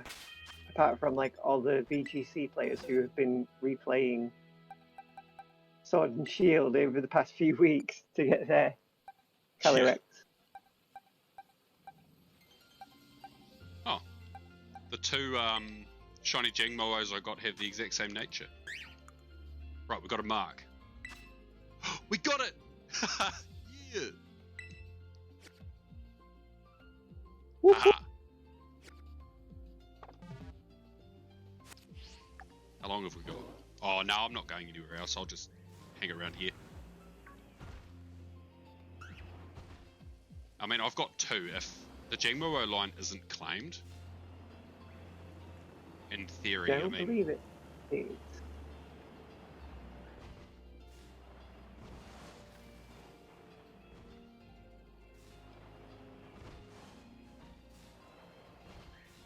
I'm just going to mute. That's all good. Oops. Thank you, Apollo. Appreciate the hype.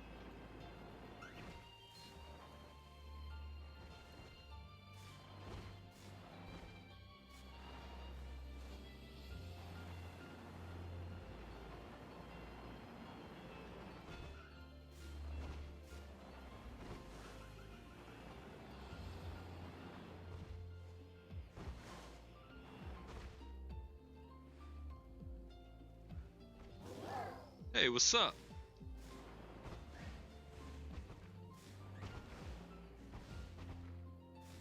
How's it going, John TC?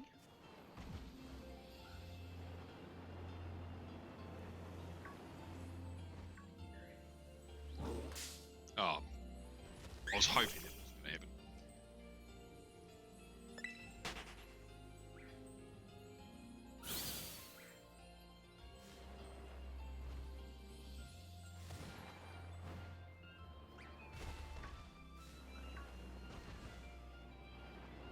What's the music? I jumped in the lo-fi music, did one of those plummeting whistle noises. And I was like, wait, did the game do that? For once, the weird sound effect wasn't me. Yeah, well, I heard it a second time, so that's why I knew it wasn't you.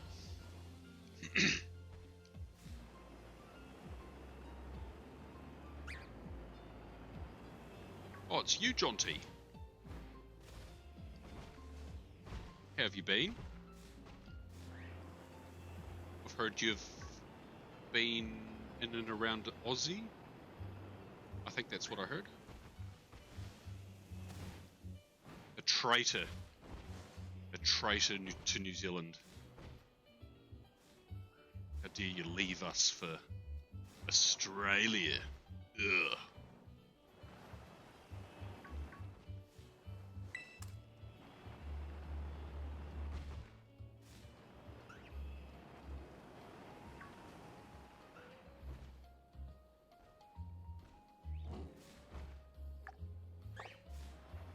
"30 seconds. Okay, I think I found 2 then.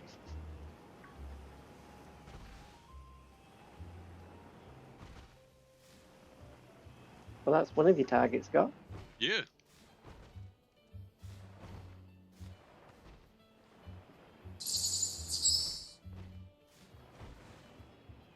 Thank you for the follow. Appreciate it.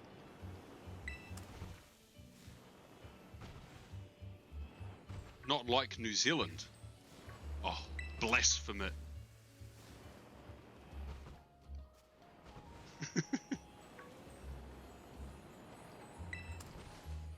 All right.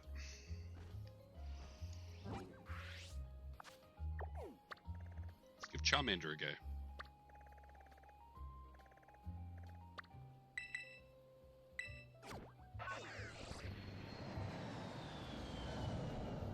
This is going to be a really long mana feat because I was just back in the room to do the trades when you caught the Yangmo, and then I was sorting clips. And it'd be a slow one. How much slower will it be? I mean, it's mana feat. It's Oh, a few minutes. Ugh. It's like if this was a US-UN soft reset hunt, it'd be like I've lost 10 encounters on this. It's like it's half of one encounter.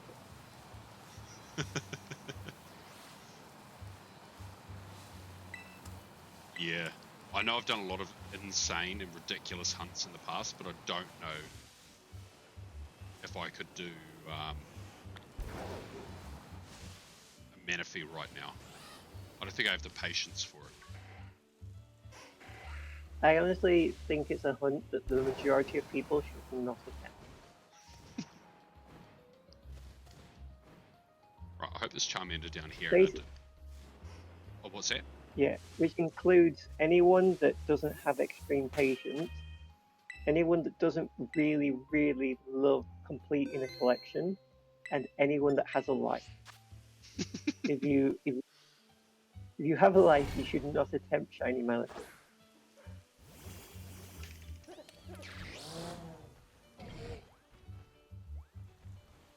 I just don't think I have the attention span that I used to have.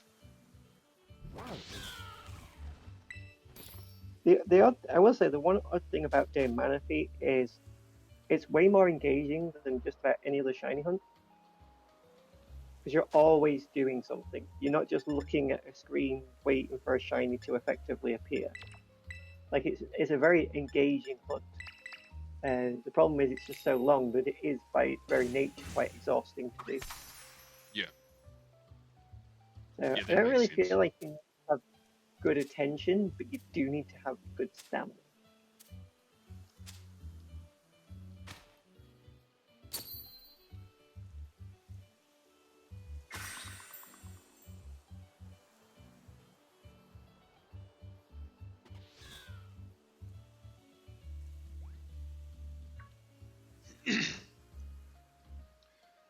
All you wanted was a tan. Well, that's fair. You're probably going to struggle to get a decent tan here. If you want to be burned alive by the sun, here is definitely better. Actually, there's something really interesting about the sun here.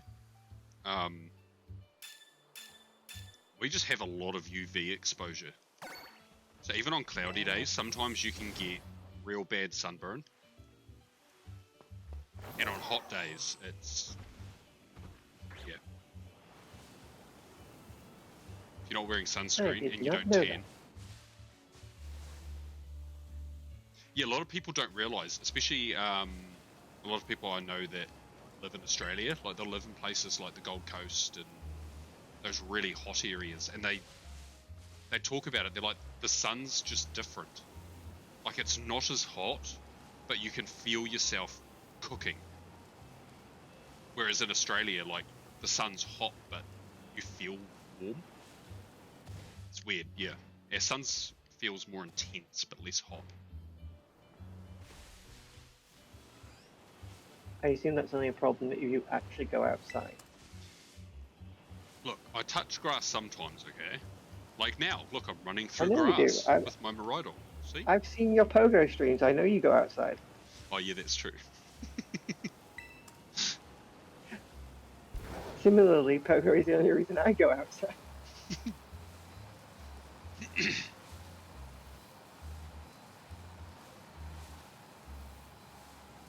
Yeah, as much as I don't agree with a lot of things that they do with... Oh, I didn't get encounter power. Oh. This told me... Oh, I had to use salty and spicy. Or is that the rare exception one? Yeah. I can't remember if I saved either, which is sort of a pain. Because I don't want to reset and find out I didn't get my last... my last Jangmo-o. I'm sure there'll be a fire type outbreak somewhere. Let's go hunt something else for a minute.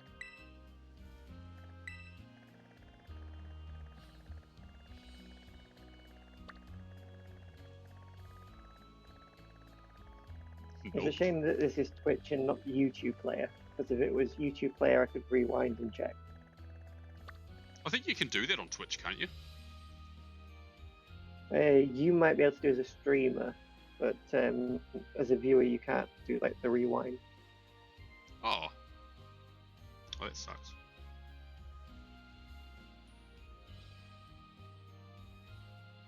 Oh no, you can't either. Oh.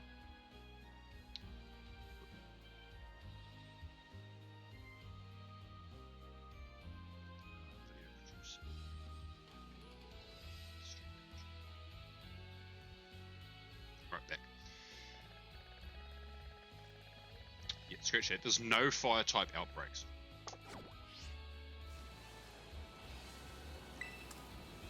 That's unfortunate. Yeah. It's alright. I'll find an area where they're spawning off this sandwich, and then I'll just run around to that area.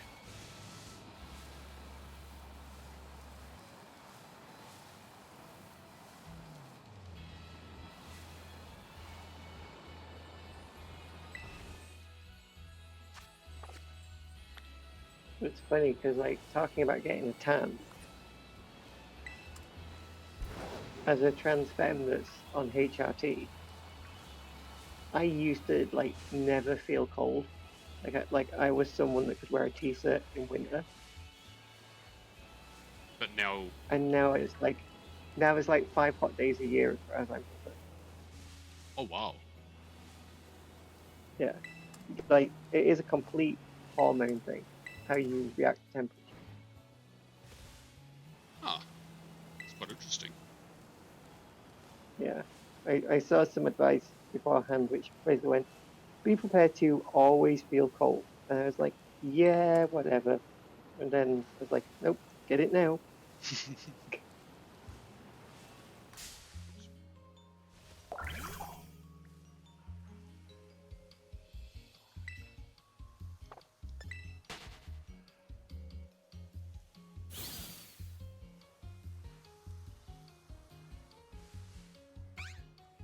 Yeah, I also used to always be one of those people. I never would want to like go on a holiday just to go somewhere warm. Like, it made no sense to me. It just sounded boring. And now the idea of just going somewhere warm for a week when it's cold makes absolute sense. Where would you go if you were to go somewhere warm? Would you go like south of France? I've heard it's warm there. Maybe, I mean, for Brits, we typically go to south of Spain or one of the Spanish islands. It's kind of like our go-to. Not so much the south of France because that has too many French people. Well, yeah, that's valid actually. Yeah. I hope there's no French people watching. You're gonna be like, what is this slander? Now they know.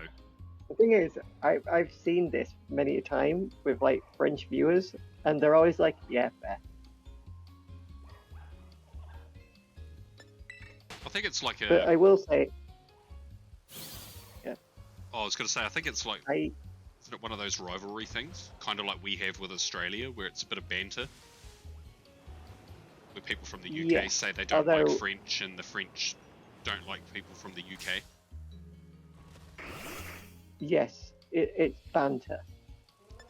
Although, to be fair, given the history between the countries, it's banter, but not. Yeah, it's banter, but don't push it too far. Yeah.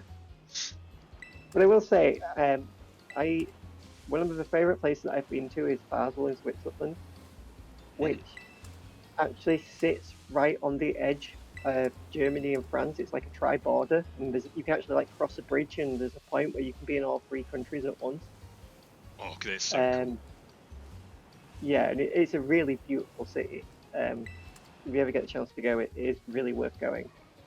Great food, and had great fun because we stayed in a hostel many years ago. Stayed with a young American man called Dustin, who we pitched in together and bought a mini keg of beer. And I remember Dustin had a couple of like glasses, or cups rather, and said, "I feel like I've had my 5 francs worth." And I turned around to my friend and said, "That's great, because I feel like I've had his 5 francs worth as well." I think we drank about 3 times as much as he did. Yeah, Europe's. But I will say, yeah, we know how to do drink. Wait, that's shiny, isn't it? That is shiny, yeah. It's got the yellow top. Okay. Random shiny for the win. Whoop, whoop. My family is German, I'm fine with those statements. Apollo's Mr. Worldwide, lives in America, has family all over the world, even in New Zealand. Apollo is Pitbull?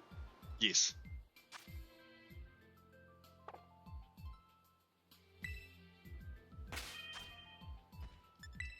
If this has Destiny Marked, that's insane.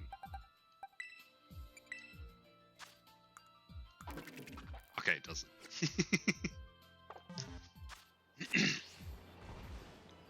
I just wanted to come here because I thought that there'd be fire types. Which there are.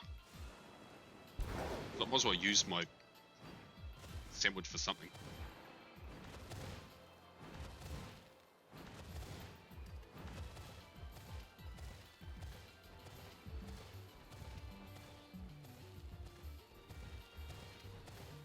Should actually be looking for a place that Pyroar and Litleo spawn in packs. That'd be the best way to utilize the sandwich, but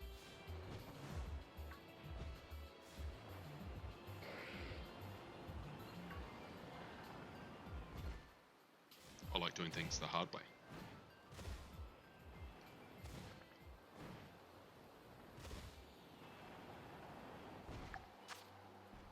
But yeah, I do have title.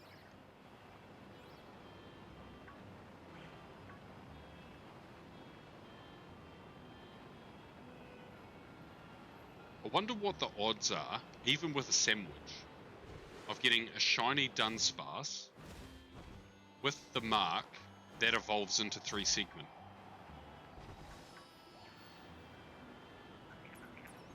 Like, I feel like that's got to be some ridiculous number. This is what, 1 in 100 for the evolution, 1 in 512, I believe, for the shiny. And then I don't know what the shiny rate is for the mark, but I imagine it's not super common.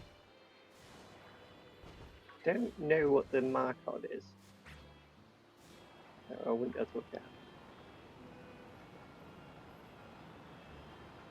Might be like 1 in 10 or 1 in 20 on your birthday, something like that. Yeah. And it's 1 in 100 chance for the Dunsparce to evolve into the Dunsparce. And are we talking outbreak or just normal? Nah, we'll just say like an area 0, just normal. With a sandwich, but normal.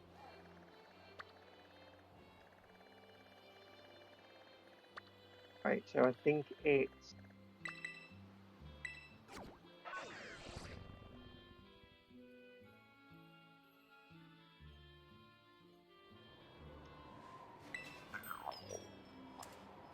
I'm just checking.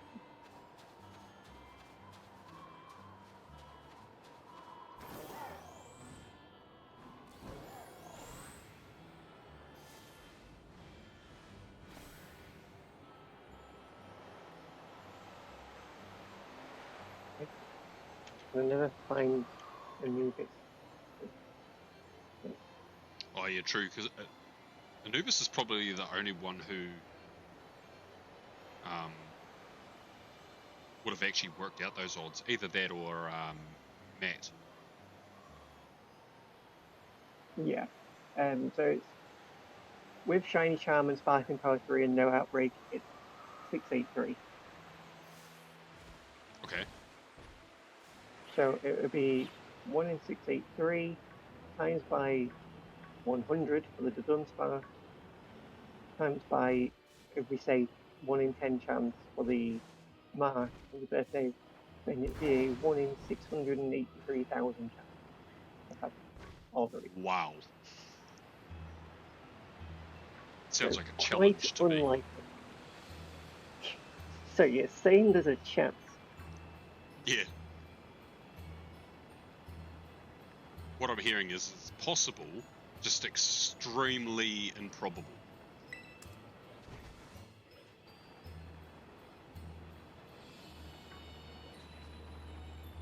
Well, one of the things I was going to say about Basel is me and my friend, we went for like 2 days. We did a weird thing where the budget airlines like around Europe would have like a really cheap flight going one direction, but the flight back was always the expensive one. Oh, So we I went, see. well, what if we do a circle? So we did like from where we lived to Dublin, Dublin to Basel, Basel to Stockholm, Stockholm to Berlin, Berlin to London, and got the train home. Huh. And so we spent 2 days in Basel, and one of the things that we actually got to do was like a 20-mile walk, but we actually walked like we did like the long loop, like going through each of the 3 countries. And it's really, it was the weirdest thing because like the German city is like quite like industrialized, like it you know, but when you get onto the other side into the French part, it's like sleepy Riviera kind of vibes. Okay. Like it was the kind of place that felt like it could have a tumbleweed going through it. Huh. Just it was so odd that like these 3 places were all on the border of each other and you just have totally different cultures.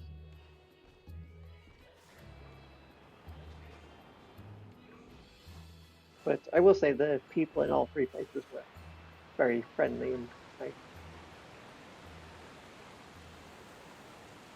Yeah, like the concept makes sense to me, but because I guess, I've lived on a pretty isolated island, like it's kind of weird to me thinking about, I could just go for a drive for a couple of hours and be in a totally different country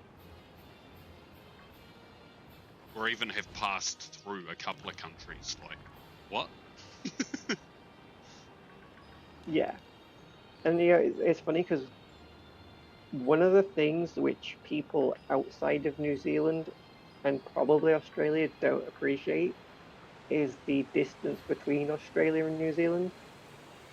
Like, I know that like Brits, we often think that like New Zealand and Australia are like the UK and Ireland. That it's like a 40-minute flight between the two. Yeah, nah. It's like it's not that small a gap. No, it's a good. I think, depending on where you go, I think it's a good like 2 hours, 2 to 3 hours flying.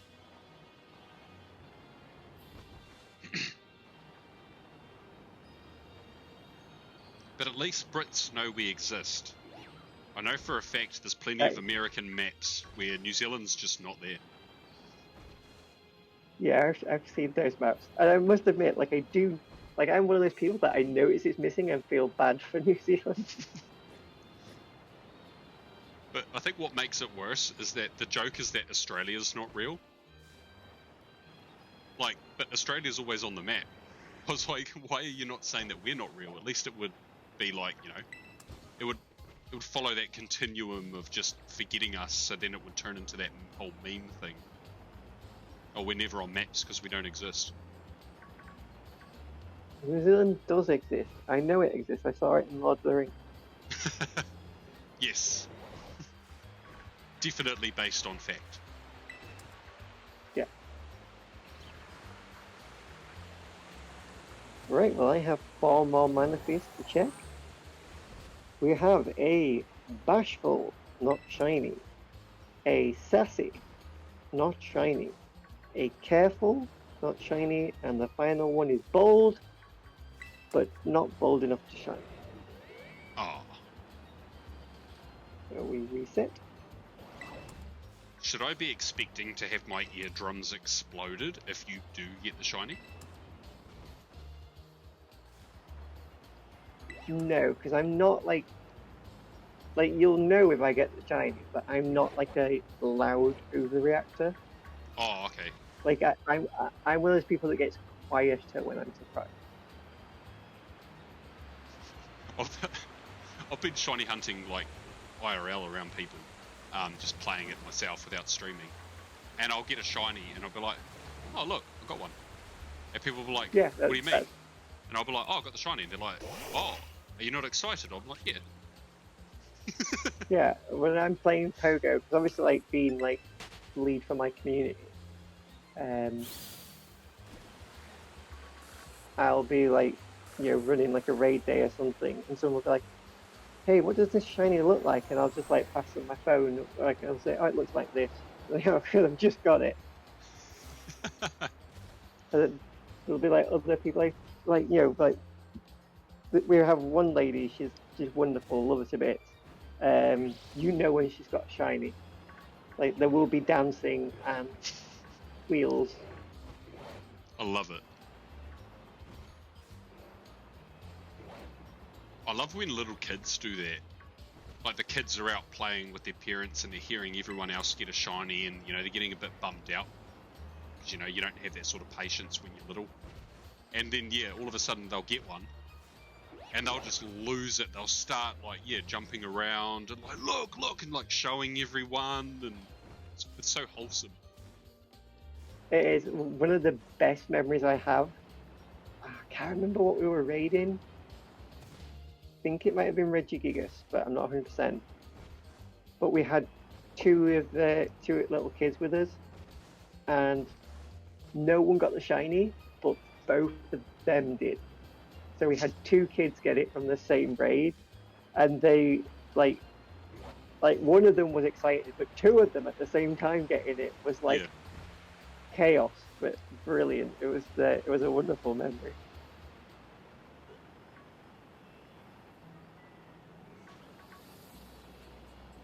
It's actually quite as much as I shit talk Niantic about the game, I think for the most part it's pretty positive. Like you go like so. It's not just nerdy people that are out playing. It's people of like so many different age ranges, walks of life, people in like totally different careers.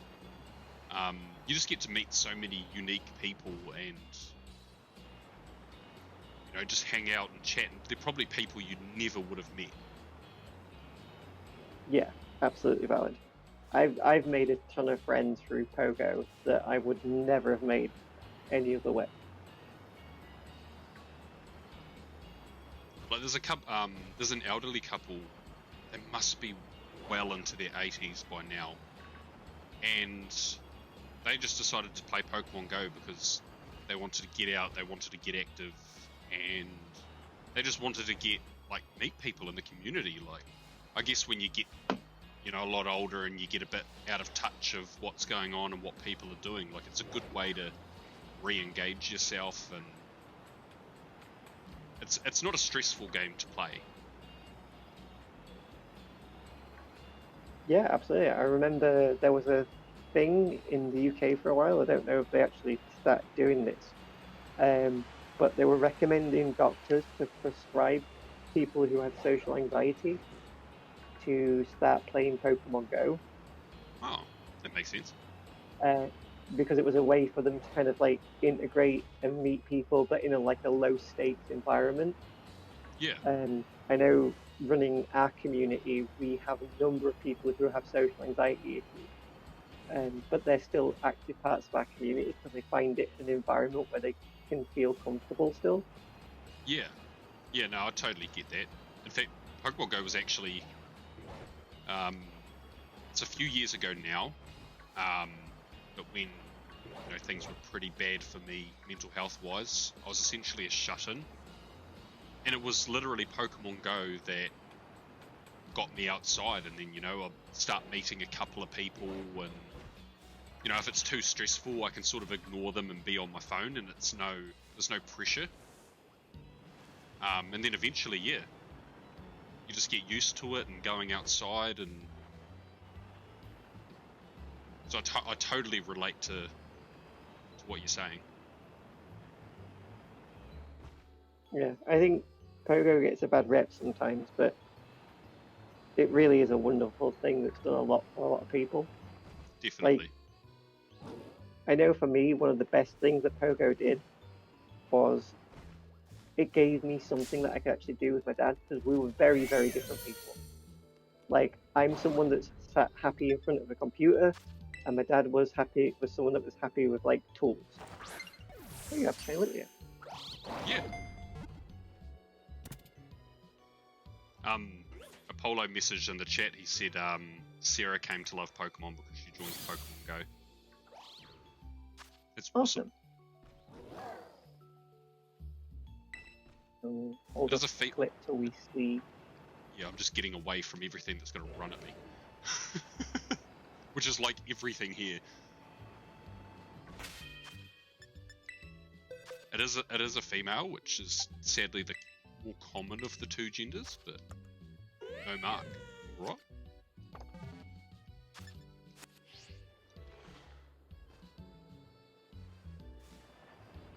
Not complaining though. A couple of shinies that weren't on the agenda to find is always a bonus.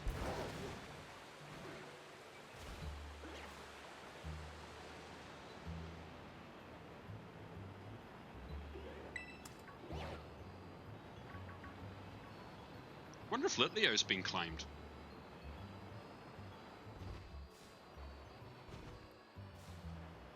I'm happy to claim as many Pokemon as I can for our community's living decks that aren't in Pokemon Go. Because so far I think a very high percentage of what I've found is it's all Pokemon Go shinies.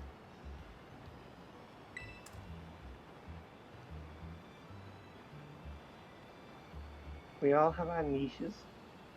I don't want that to be my niche.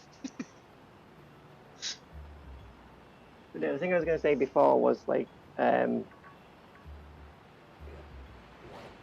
would go out playing Pogo, and eventually my parents were going to on holiday in Cyprus, which is Tropius spawning area, Oh. and I said to like my dad, is there any chance you download the game and see if you can try and catch one to bring back? And I didn't say this like the week before, like we're talking like a month or so in advance. And he Yeah. was like, okay, he kind of got a little curious from seeing me out doing it. Fast forward like a few months, and he's out playing even more than I That's goals. am. Yeah, like he really grew to love playing it. Unfortunately, my dad passed a couple of years ago now.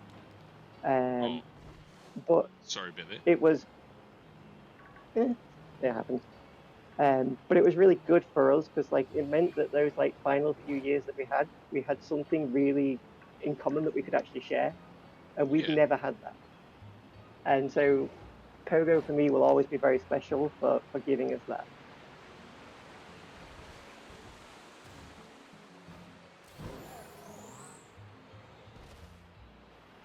It is interesting though, because like all these things that we've been chatting about are all Pokemon Go, but all the other games that have been very similar just haven't had that same impact. Like, I know Pokemon's popular, but it's just interesting that it's had the longevity that it's had and the impact that it's had. I think a thing which a lot of people often forget, and I think it's easy to forget, we often remember all the mistakes that Niantic makes, right? And all the problems that the game has. Yeah, well, it's almost a meme at this point. You just want to whine at Niantic just because you It's can. it's not almost a meme, it is a meme. Okay, yeah. But we also forget that there is nothing like it. Like, even the games which have tried to be similar do not operate on a scale like Pokemon Go does. Like, Yeah. people forget that when Pokemon Go started, Google complained to Niantic that they were breaking the Google Cloud because it wasn't designed to do the things that Niantic was using it for. And Google launched a new database service for which the only customer usage that they had at the time was Niantic. Wow. Like they developed new database technology for Niantic's use case, and it's now used by other companies as well. But they were doing things at a scale which no one had ever done before.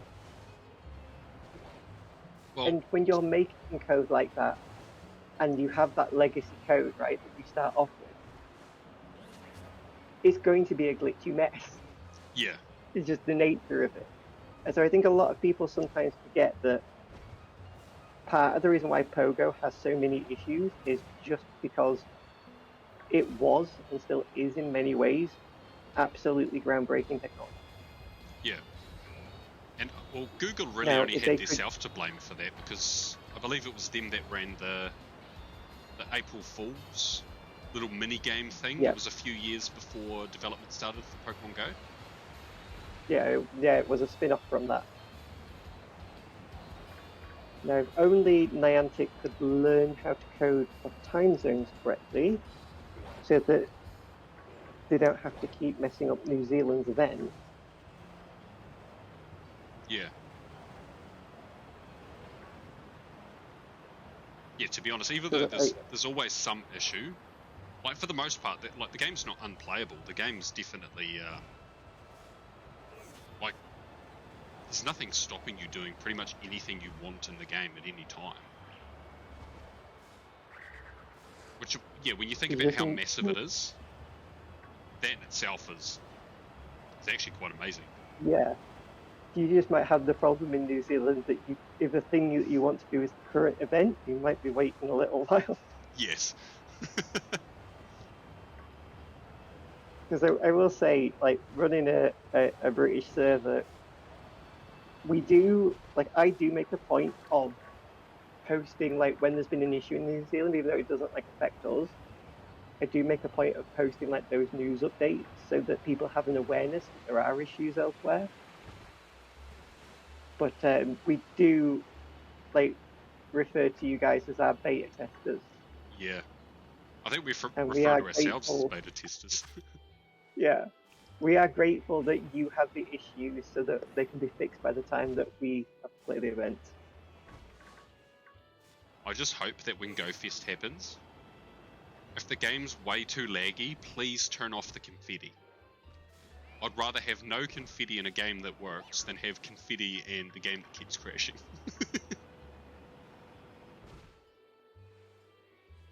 To be fair, Apollo, I probably I run a fair few groups at this point. And that's do not insult me, Apollo. I'm not a pogo shiny hunter. Ooh.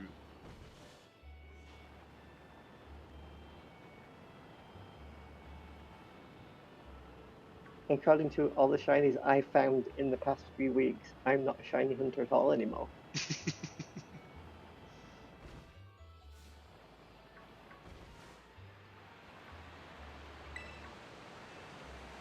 Well, technically you are still hunting, you're not finding shinies. Yeah, exactly. You're living shiny. Look, Oh. it's not my fault.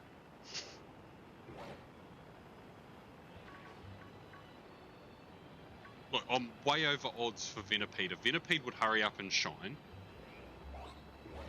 I think I would have a lot more shinies.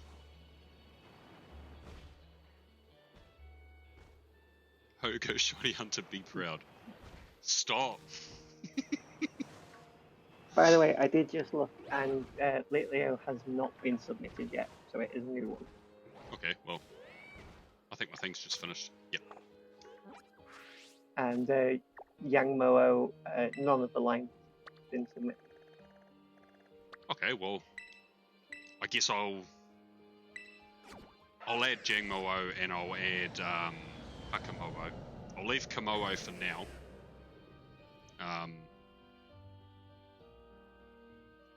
And we also don't have Mimikyu yet. So everything basically today, apart from when you get, well, we are still missing a Charmeleon. Yeah, I left Charmeleon there because I thought I might hunt it in the Friend Safari after I do Venipede if no one else claims one. Okay. But if I get more than one shiny Charmander today, then I'll probably just evolve one to Charmeleon just to get that wrapped up. I will say, for the purposes of submitting it, if you were to... Every Pokemon can only be submitted once. Mm-hmm. But you could, in theory, evolve it, submit it, and then just reset. Like, you don't necessarily need to keep it as the thing. Oh, okay. As long as that specific Pokemon is not counted twice. I see what you're saying. Yeah, that would still be within the rules. Because it would be, at the time of its submission, in theory, you could save and send it off. So, like, it would be a valid thing to do. Okay, that makes sense. I wouldn't mind doing that, actually, because... See what happens when I find lots of shinies in Pokemon Go? All these randoms come in my chat and start slandering me. Don't know what you're talking about.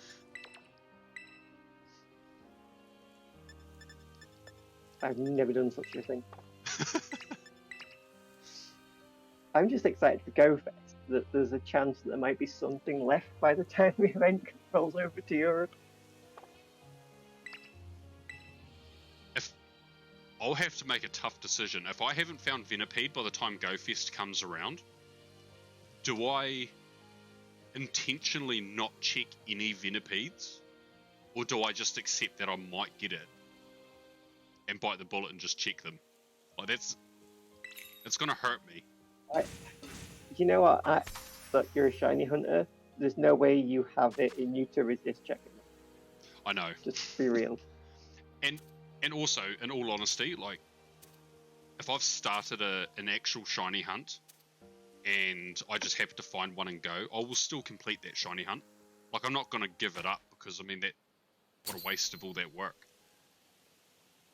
Absolutely. And you can, like, I know from myself, like, I have a spreadsheet where I track all my shinies. And the one that you put, like, in home as part of your living dex doesn't necessarily have to be the first one that you find. Well, that's true because, yeah, well, how I use the Pokemon Go ones is I only count them once they've gone to home, whereas main game shinies, I'll count when I get them. Yeah, makes sense. Yeah, so even if I do get the one and go, I can say this is a final entry 1.0, but we're going to get the final patch later on when I finally get it to shine. What the I definitely saved. I swear that said, sweet. Egg power, nice. Yeah, definitely want that. Oh, salty and spicy. I don't know okay. if No, it's I all think me. we get Go Fest. There will be possibly a chance for something for you to submit. It might be like. No, I was about to say it might be an unknown, but I think we've actually already got shiny unknown. So maybe not. Well, unless I'm unlucky, I might get to do one of the Jangmo-O line, because I've only found 2 today, so there will be still one of that evolution line available. Providing no one else decides that they want to. Like I said, there's time between then and Yeah. now and Go Fest.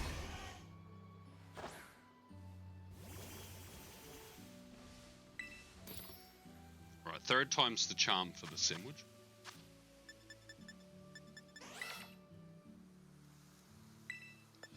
Right, spicy and salty. Is that right? Red bell pepper, salty, spicy. Right.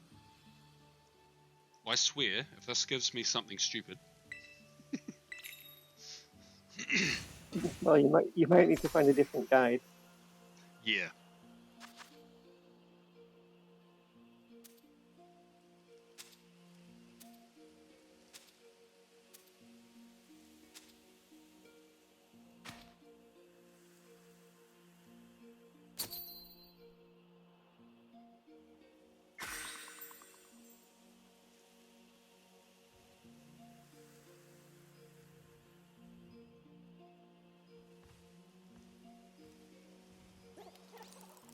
I feel like I should also order some food. You've just made a sandwich.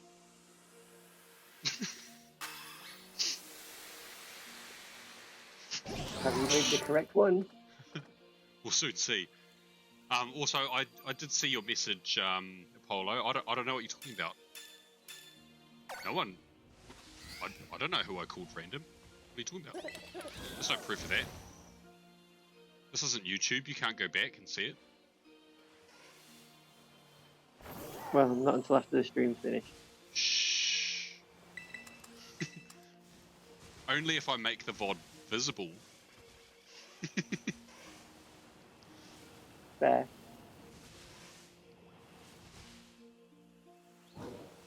No, I'm sure that you'll get something to enter into the living decks from GoFest, Apollo.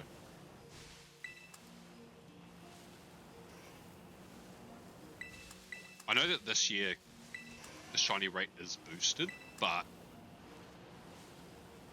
I do think that the odds on people getting all the shinies they want is pretty slim. So amongst all of us, I think we'll get all the new shinies, but I feel like you'll get a couple of them.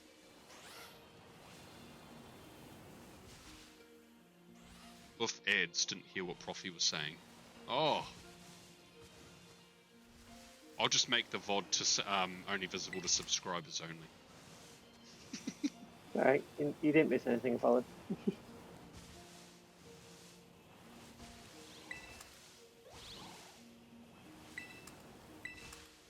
Yeah, I haven't gone through yet to check what spawns for GoFest versus what we've already got, in the tracker. Yeah. So I'm hoping it's going to be like probably the biggest like weekend for submissions, because like we might have like a load of new ones added. Well, has any of the Venipede line been added? I know that I've claimed Venipede itself, but I mean, I obviously haven't found it. I don't believe so, but I will check. I should have it open, but I've only ever got it open on my phone. Yeah, none of the Venipede lines have been played. I think we Okay. all know that you're going for it, so none of us want to go near it. Well, you can friend Safari. There are no Charmanders here. What the hell am I doing? You can friend Safari Whirlipede. So there's an easy way to get Whirlipede and Scolipede without touching the You Venipede. Because say that, but it's the third slot, I think. So by definition, even at 1 in 512, it's 1 of 3, so it's effectively 1 in 1,512. well, that's true. So it's not necessarily the quickest to get.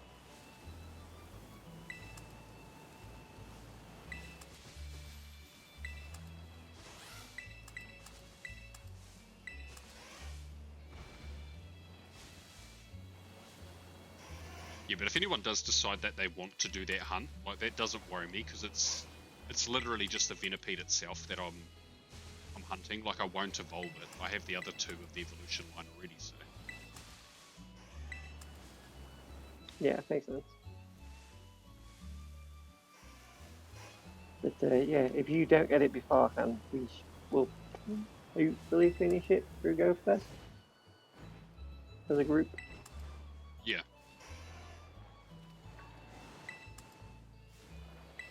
Alright, we have 4 more Manaphy to check. Our first one is Bashful, not shiny. The second one is Sassy, not shiny. The third one is Careful, not shiny. And the fourth one is Bold, but not bold enough to shine. So we reset. How many are you up to now? That was 1,796. Okay.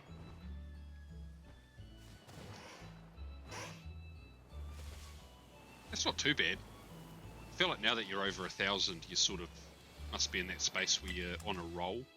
Like you just keep going and the number's not so stressful anymore.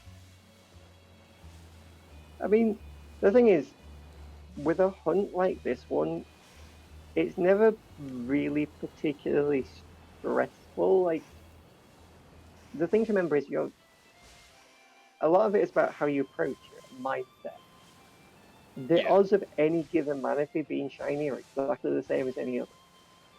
And so it's really not about trying to get to odds. You just like, each one has the same chance, so just do one more and see if you get lucky.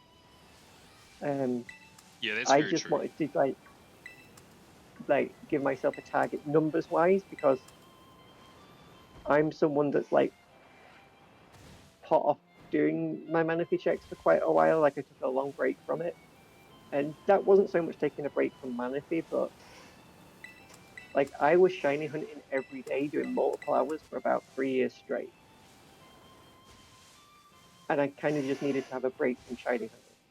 And if you're like, Manaphy just takes so long that you don't have that benefit of, oh, I've got a shiny, and you get that like, that serotonin boost. Yeah. You get nothing from Manaphy until you get really, really lucky. So I just need to take a break, and then coming back to wanting to do shiny hunting with the community challenge, and then wanting to go back to do Manaphy. I'm someone that likes a challenge as a motivating thing. Yeah. So I wanted to try and do the 1,024 in a month. And I will say that like I knew it was possible, but I don't actually think even I appreciated how ridiculous of a target it was.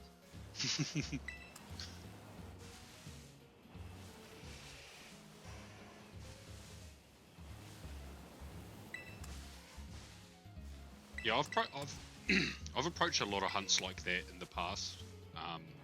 Because there's been plenty of times that I've just been burnt out from shiny hunting, and I just need to do something that's less. I need less concentration for, I guess, or less investment. Yeah. But yeah, I do. Even though I know the odds are exactly the same from your first encounter or your millionth, you're just as likely to get it. But I break it down in my head so that the numbers don't seem so big. So like if I'm going to spend a day sitting down, I'll be like, oh, I want to do 200 or 300 resets today, and then I want to reach odds, you know, or do stuff like that, and then I'm setting myself little targets. Yeah, that can be a really good way of motivating yourself to get the, encounters in. Yeah, yeah. Although I will say that's one of the reasons I absolutely love decks now. Because the more you do, the higher your odds actually get. You don't even need a separate counter. It just counts for you. If you know what the start number was when you started the hunt, you can just be like... You do, unless you get really unlucky and manage to get past 999. I have done that.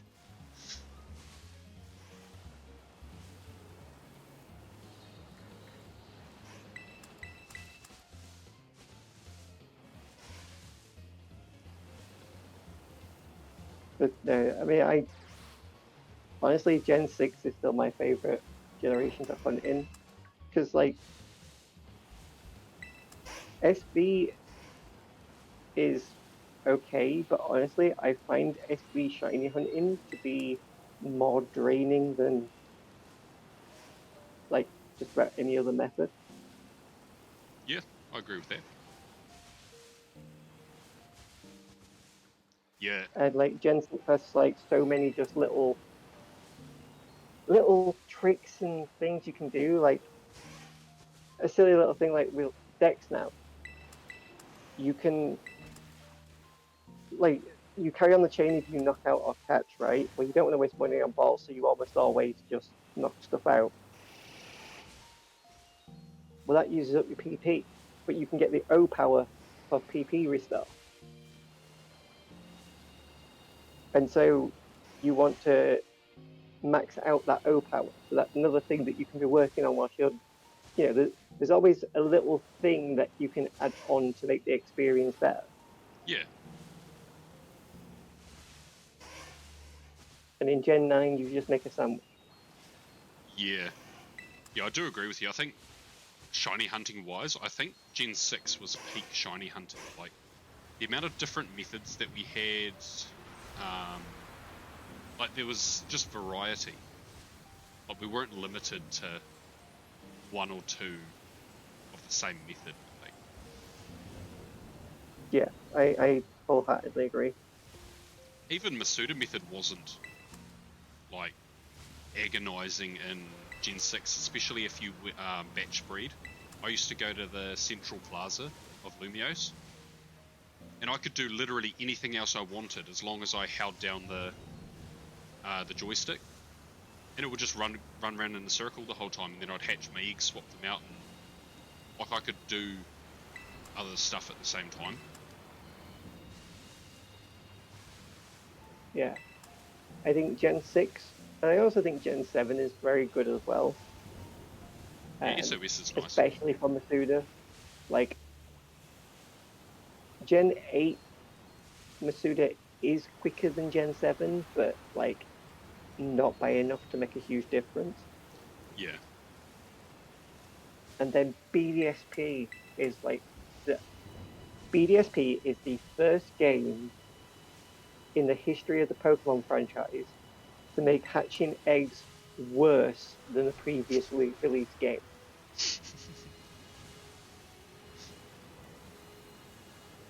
You can't blame Game Freak for that. Well, not entirely. Who gave the deal to, who gave Ilka the right to make the game? Yeah, well, yes, but, and I know they oversaw it, but they can't be totally to blame. They didn't actually.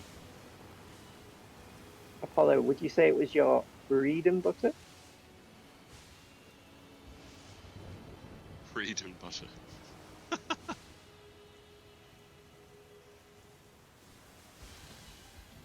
I liked Sword and Shield Masuda method, but I think after Gen 7, because I did so much Masuda method in Gen 6, and then I did a lot in Gen 7, I think I was just too burnt out from it. And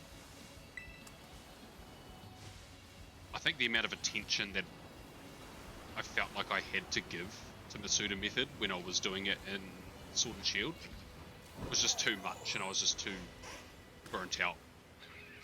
And I don't think I've ever gone back to liking Masuda method. But I broke a 3DS joystick from doing too much breeding in Sun and Moon. Because you know how people would run around in that little paddock in a circle on the Tauros? Yeah, just that constantly running it round and round and round in circles, I broke it. It was a lot of breeding. You know what? What? I also have a replacement joystick in my 3DS. It was that, but also Ultra Wormholes. Oh, Ultra yeah. Wormholes do not do any favours for your joystick. No, they don't. Was it Ultra Wormholes that you could use on the new 3DSs? They had that little pressure pad on it that you could, like... I think you could use that to direct yourself in Ultra Wormholes. I might be remembering totally incorrectly, but I think that was a thing. Yes. Yeah, it was a thing, and you were forced to use it for the very first one, and then you could change the setting, and everyone went straight to change the setting because it was so much better to not use it. Yeah. I think that was just Game Freak's way of going, hey, Nintendo want us to utilize their new console. It has this function. Let's at least force you to try it. Yep. But everyone tried it and went, no. Nope. But I have to say, the Ultra Wormholes was still fun. Like, to look for all the different legendaries or Ultra Beasts. And then, once you get there, like, you've still got to do the shiny hunt. Yeah, and, like, something which I think often gets missed is how fast soft reset hunts are in USUM. Oh, There's yeah. no better game for them. It's like something like 24 seconds to do a reset. Like, it's insanely quick in USUM. Yeah, I think the best one is for the type null. If you force them to take it back to the Aether Paradise, and you reset for it there, it's like a 10-second reset. You get through them ridiculously fast, which is good because it's not Shiny Charm doesn't apply to it. Yeah. And I got my first one of like Poifall and type null. I got massively under odds, and then all the other three went massively over. So they took forever. I honestly don't remember how long any of those hunts were for me. Like, some of them will be way back on Twitter if I can find them, but I definitely did type null and Silvally before the event came out. Like, I had them both reset and shiny before, yeah, they gave out free codes for shiny Silvally.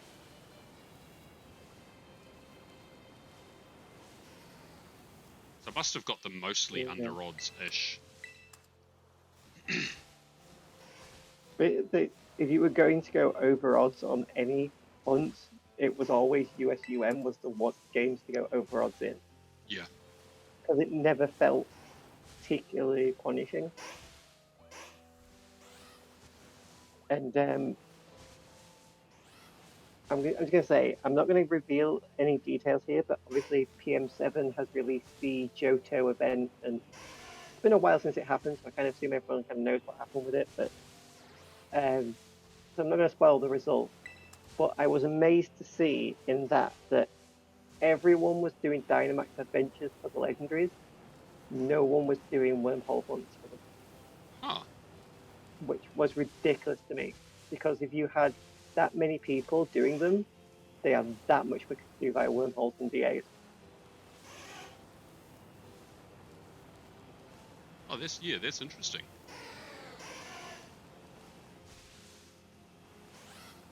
I also think we were sort of wait, what? Oh no. We were rewarded in a way because a lot of the shinies just look good, and Gen 7 as well. You know, like genuinely for me, Gen 7 is my favorite set of like new Pokemon. I love the way Gen 7 looks, and it makes sense because it's like based on where it is, you would have like colorful animals in real life, right? Kind of Yeah. thing. So the color palette reflects that. And I am someone, as being the like queer person that I am, I absolutely love lots of bold color. Hmm. And so I think Gen 7 for me has amazing Pokemon designs. And then when those amazing things get more color by being shiny, it's like I just love it. Like a lot of people hate Bruxis, but I love Bruxis because it's just like madness.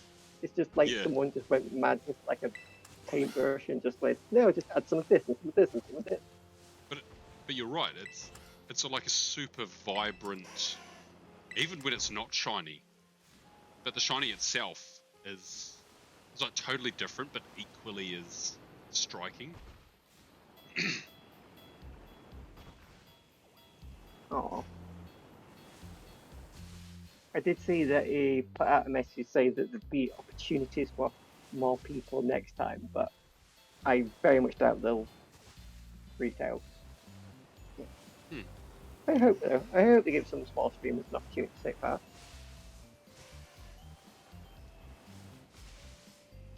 I suppose it just depends on the planning process, and I guess it's easier to plan things with people you know and have worked with before than inviting new people because you don't know exactly how they're going to react to certain things, or they might be a little bit too awkward. People are hard. Yeah, I think also one of the harder things with a challenge like that is who can actually, like, for example, for me, like I could do a challenge like that, but I couldn't actually join in regardless because I don't have the way of doing like screen capture. Like, because Oh, okay. my I have a switch, like I don't have a switch, so I can't connect it to anything. And now, because of that new thing that's come out for the 3DS, it could actually connect my 3DS, I believe, and stream it using that. But up until recently, I wouldn't have been able to. And there aren't that many people who have 3DS capture cards. Yeah, this and they keep getting more and more expensive because they keep getting rarer and rarer. Yeah, Especially for a good one that's been well looked after. I think that's the great thing about this new thing that's come out because it can connect and you can, like, the way it works, you can, it's not emulating the game. It's playing the game on the original hardware, but broadcasting it to your computer. So you are effectively playing it through. No, sorry, I'm lying. It does play through an emulator, but it plays off the original game that's installed. Yeah. So you're not copying any game stuff, but it's actually emulated on the computer, and it's syncing the save data between the two. So you're playing it basically completely authentic, except playing it on a computer, which suddenly just makes actually broadcasting 3DS stuff so much more accessible, which might, as a result, lower the cost of capture cards because now there's an actual decent alternative. Yeah, I might get you to send me a link to that later on because 3DS hunting is just it's different. It's a totally different vibe. Um, and I think it would be fun for streams. Yeah. Always get a little bit jealous seeing some and of the those. 3DS. Yeah. You get a little bit jealous seeing some of those streamers who have the capture cards. And they're just sitting there jamming out, doing all these encounters, having fun.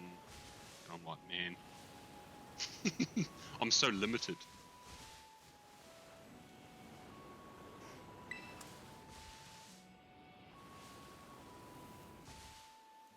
Yeah, and I think that's kind of like something you were saying earlier. You have more different methods for shiny hunting in Gen 6 than you basically have on the Switch combined. Yeah. So you have like way more variety in your content, like doing radar versus doing soft resets versus doing hordes versus doing decks now versus doing Masuda. Like they're all very different kind of activities that you can mix up and do more stuff with. Yeah.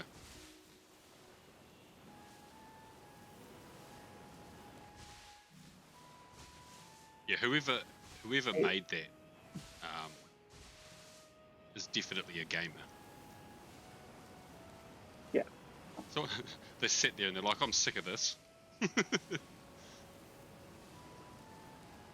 I think what a lot of people don't forget is that like Black 2, White 2 introduced the shiny charm. Yeah. It wasn't a Gen 6 thing.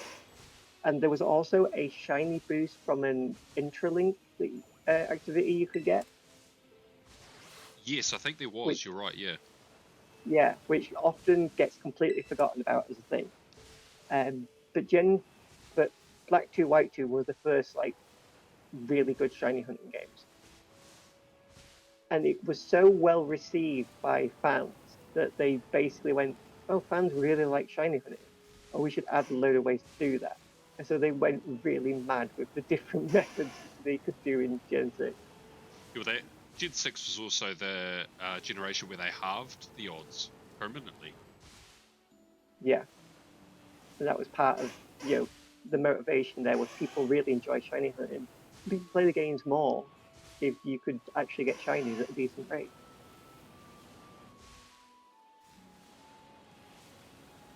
And yes, Gen 8 is the main shiny hunting method is dodgy at best. Yeah. And I've spoken about this before that one of the things that gets really overlooked with Gen 8 is that encounters are really fast. Like, you can do just vanilla charm hunts, and they're relatively quick.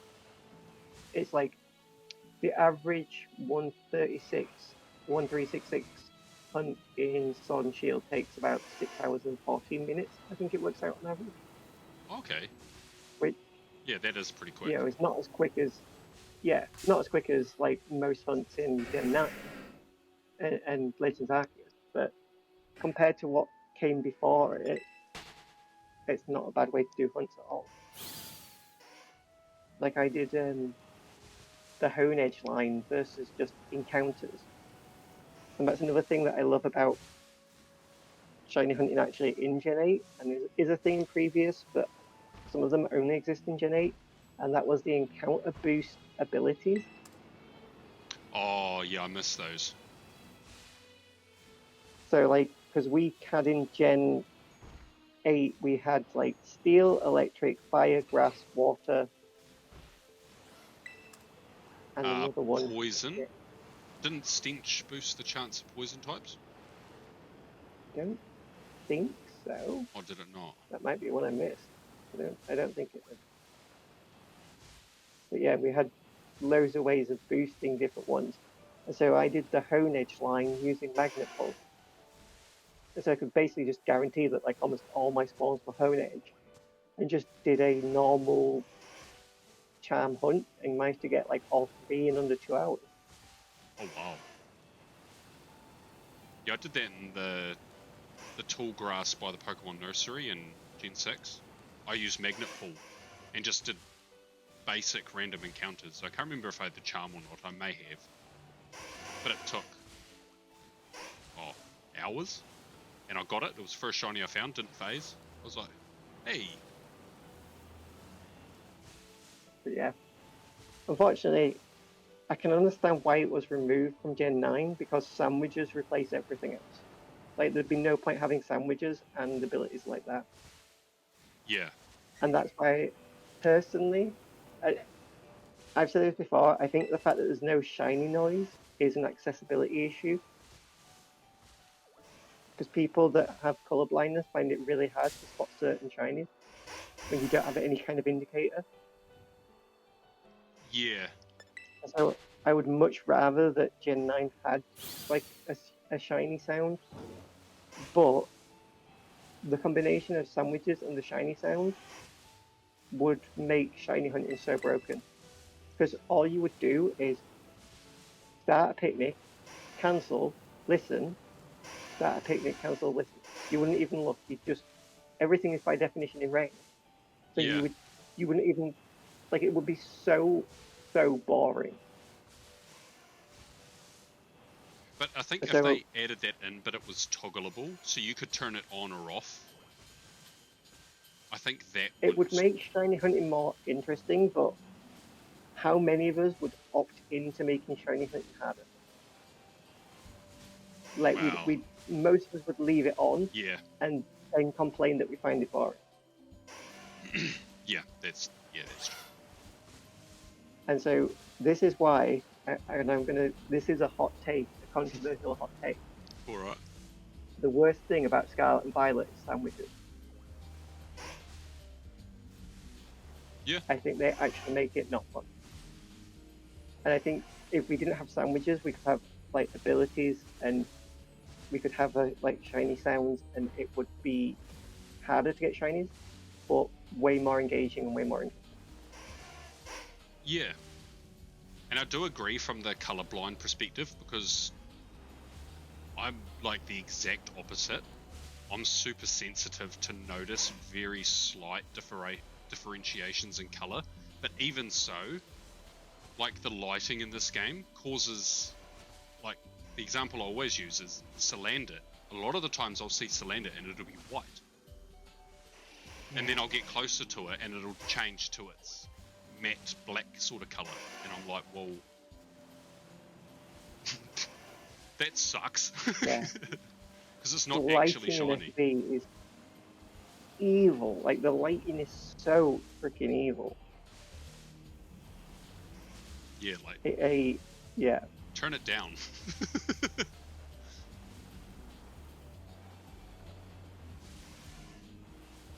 But yeah, I do kind of agree with you, because also, like when you're shiny hunting in these games and you're using sandwiches, it's almost that expectation now that you'll find a shiny, and if you don't find a shiny after 2 or 3 sandwiches, you start getting sick of it. You're like, oh, I just can't be bothered. I think it's, to a certain extent, I feel like it sort of eats away at like the foundation that of what shiny hunting was built on was, you know, the patience and the determination and keep doing it. Sometimes you'll get them super fast, but most of the time they'll take ages. Whereas now it's the opposite. Most of the time you'll get lots. I'm one of those people that generally says if you don't like shiny hunting in the game, don't do it. I hate the people which are very gatekeepy over shiny hunting and you say, oh, it's got too easy and it's not the same. It's like, look, I'm doing this hunt and I've got, 3 times odds because I've got shiny charm. You're doing it on 4 different consoles. You've got better odds than me. Like, Yeah. like you can't call it a full odds hunt if you're doing it with multiple consoles at the same time. Sorry. Yeah, no, I do agree with you. So I don't like to be one of those people that's like, oh, it's got too easy. I'm not saying that I think Hunting's got too easy in Gen 9. I just think the method for doing it is inherently unfun. Yeah. Yeah, there's probably a better way to put it than the ramble I was having. Yeah, it is quite interesting the amount of gatekeeping that comes from either people who've just started shiny hunting and they're hunting in games like this, Legends Arceus, or even like Pokemon Go shinies. Like there are people who genuinely think they're like, no, it's too easy to get shinies in Pokemon Go. No, it devalues them. I'm like, it's no different to me running around in the Friend Safari. Except I have to go outside and consume petrol and actually touch grass like a normal human being. Like, Yeah, like the odds are the same. I will say, like community day shinies Oh, well, yeah. do like they are very much a lot easier to get. But every other shiny, in terms of actual effort that you put into getting them, it is harder to get them in Go than anything else. Yeah. Like in terms of energy that you actually expend as a person, like I could hunt almost anything faster in the main series than I could get it in Go. Yeah, well, that's the argument I've had with people. I'm like, well, if I go jump into Friend Safari, that only has 3 Pokemon in it. If I pick one of those Pokemon to be my target, I'm going to get that probably before I'll get a shiny in Pokemon Go. Whereas in Pokemon Go, you're at the mercy of what the current spawns are. So if you pick a target, you've still got everything else around. And there's no way to really target specific Pokemon in Go unless you just drive around only check the ones you want. So yeah. I do think Go's arguably harder to get shinies in than some other main game methods. Ultimately, it's just different ways of doing shiny hunts. I think one of the things that we sometimes forget as shiny hunters is we can do slower methods if we enjoy it more. Yeah.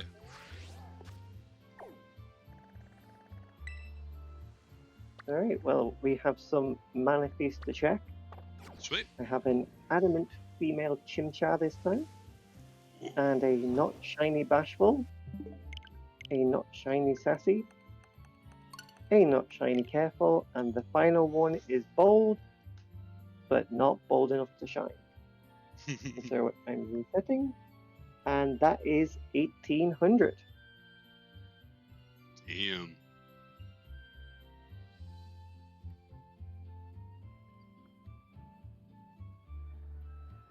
Yeah, I didn't get any shinies off that sandwich, so I just reset. I was like, I'm not wasting the herb.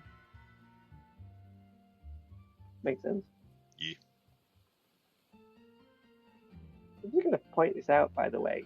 I am here on chat. If you wanted to do the thing where I do the sandwich ingredients, you get the shiny boost, disconnect, and then carry on, and then don't waste any resources, you could do that. True. I did think of that. No, I never think of that either. It's only you've done like 6 or 7, and it's just occurred to me that that's the thing. Yeah. Why am I pushing every button but the one button I wanted to push?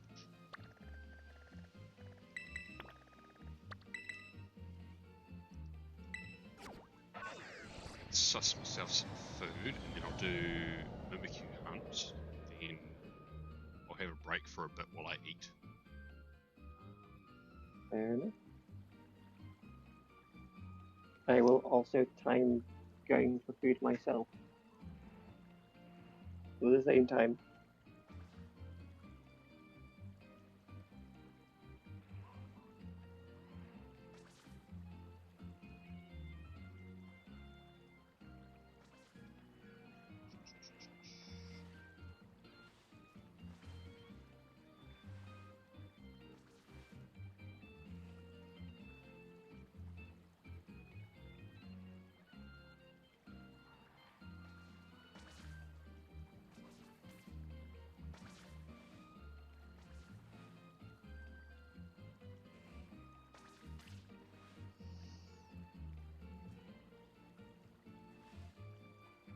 Nothing beats quality I'm thinking inside my head content.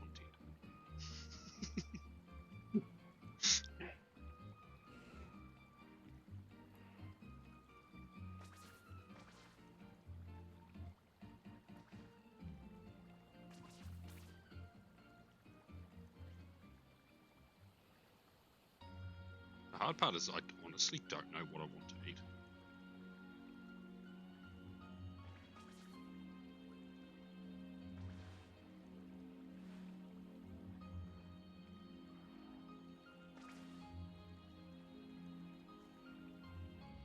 That is always the challenge.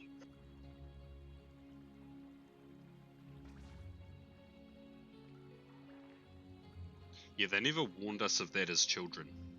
As a child, you always think you know what you want to eat, but they never warn you that as soon as you become an adult, you never know what you want to eat.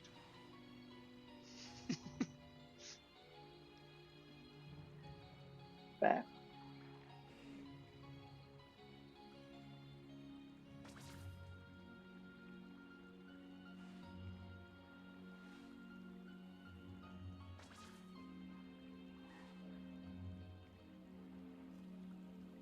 I just had to quickly look behind me in my camera to make sure my phone screen wasn't reflecting on one of the glass doors behind me. Some random zooms it right in, eh? To be fair, it's a valid thing to check for. I know I saw recently someone talking about the fact that they played a TCG game and they like lost 4 games in a row, and on the final game, their opponent said, "By the way," at the end of the match, said, "By the way, you can see your cards in the reflection on your glasses." Oh. And that's how everyone has won every match against them. At least win one match and then say it. Don't win all the matches. That's just mean. Exactly. You do one for a laugh, but... tomato, I believe it was. Like, for me, if I was doing something like that, I would want to win because I was better, or lose because I wasn't. I wouldn't want to win because I had an unfair effect.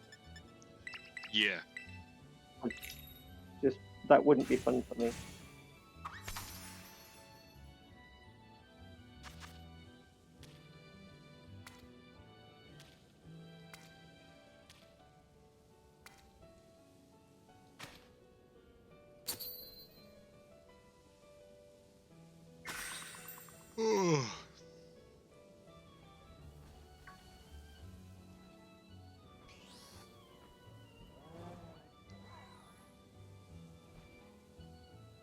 One of the annoying things about Manaphy is the correct starter to pick is Chimchar. Is that because it's faster to go through all of that stuff? It has the best chance of putting Pokemon because you need to catch like 5 Pokemon for trading. Yeah. And it has the best chance of getting those Pokemon into the right kind of health bar area to make them catchable, basically. Here's a shiny. The hell? I just made this and looked around. Great.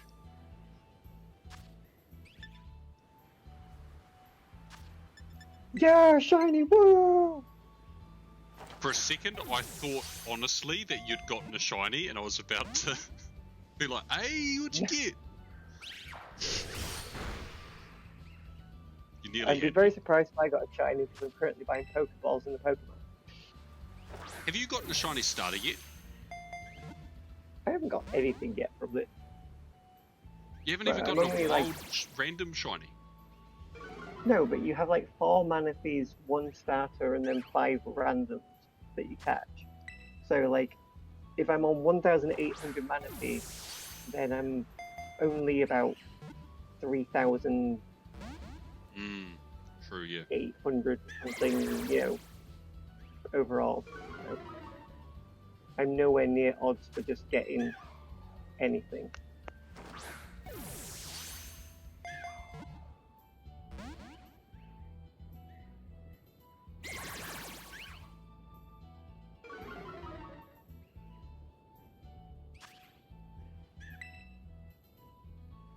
I'll laugh if this is the Destiny Mark 1. Like, I just made this sandwich.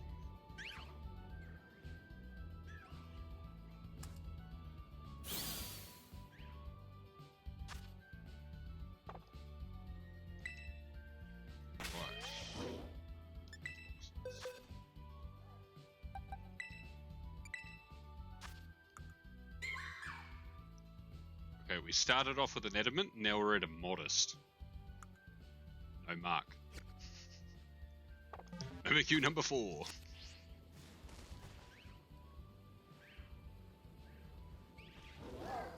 I'm glad you said number 4, just as I was writing out the title for this clip. I was like, which one is this?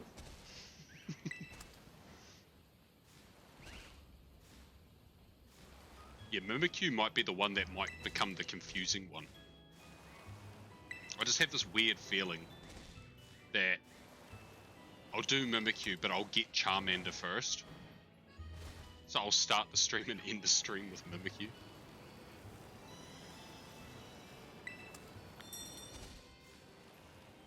I mean, if nothing else, you've got quite a few different ones. Yeah, that's true.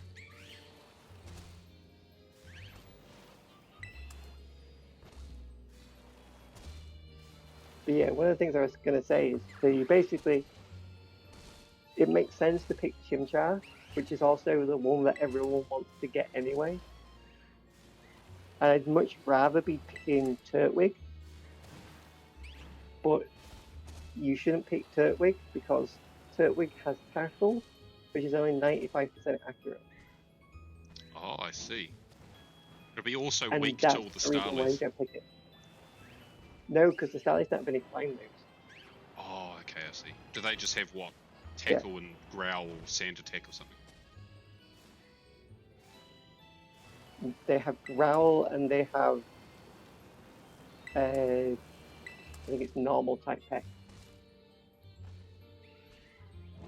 Okay. Oh, okay. Yeah,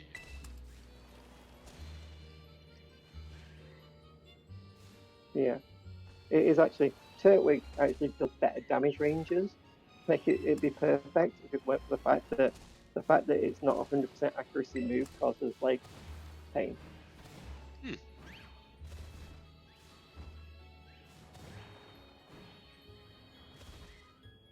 At least you know that you've planned well for this hunt. So it's optimized.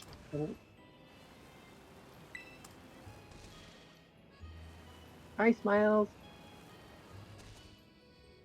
Hey, Smiles. Thank you. I mean, you can't really not plan for it well, because it, by its nature, it involves a lot of planning. Like, it's not happening if you don't plan it well.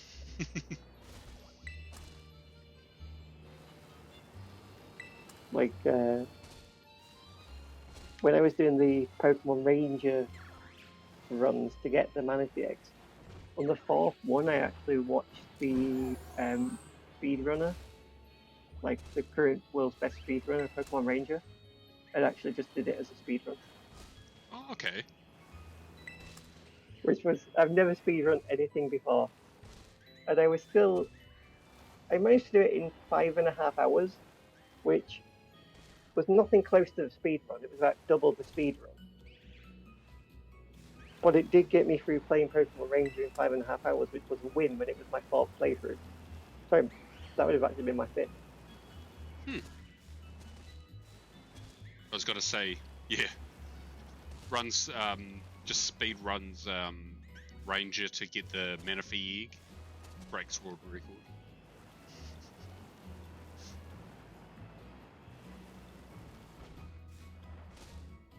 Also, how are you today, Smiles? Hope you're well.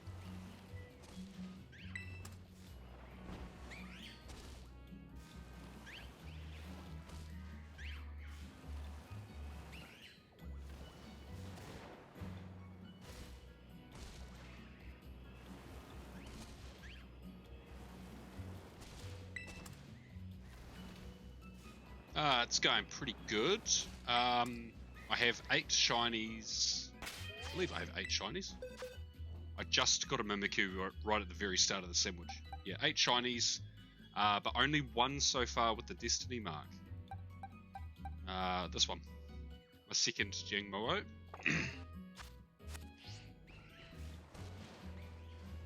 The main target is this Mimikyu, because it's the one I was hunting last year that I didn't get. But hopefully by the end of today I'll have all 3 of my targets. These special marks.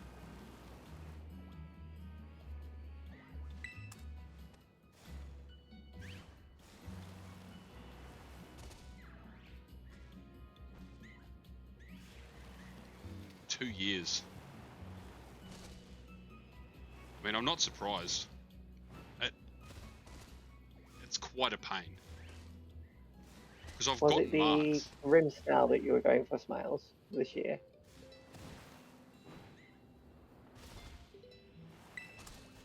Ooh, Grimstyle would have been nice with that.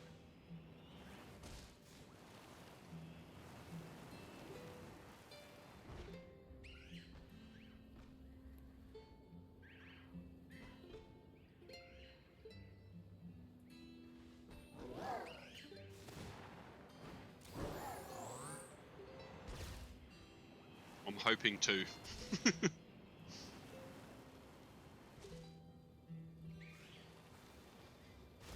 And so far, out of all the sandwiches I've run, including the one sandwich I ran that was not what I wanted it to be,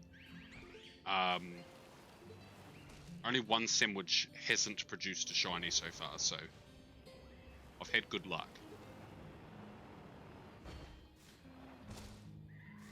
Actually, no, that's not true. You've had 2 sandwiches.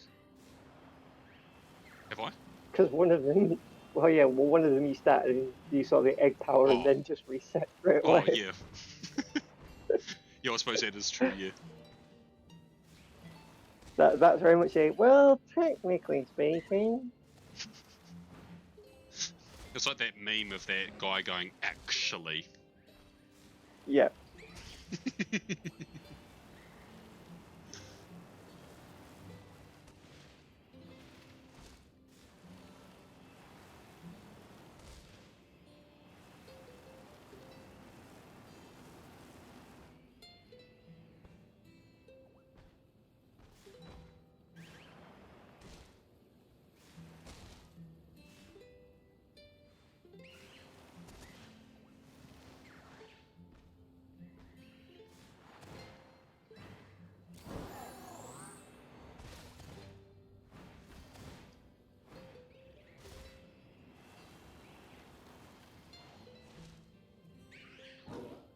This music's so peaceful.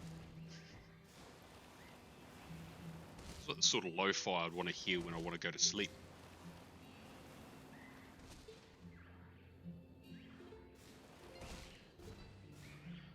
I think the best one for that is the nighttime soaring music from Rarest.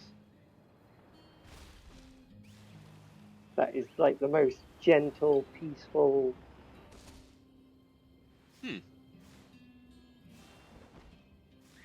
And funny enough, my wake up alarm, and this is not a joke, this is actually true, is the gate music from Gen 5. The gate music. Yeah, you know when you go through like the little rooms that like connect routes? Yeah. Yeah, Oh, I have yeah, that yeah. music as my alarm sound.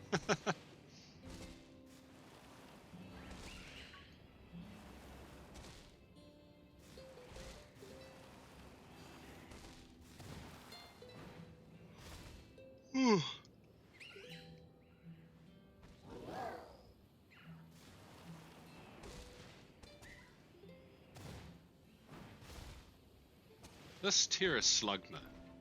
Is there a chance that every time it despawns and respawns that it can be shiny, or is it one of those fixed spawns that it's fixed per day or something like that? I believe it's a fixed spawn. Oh, okay.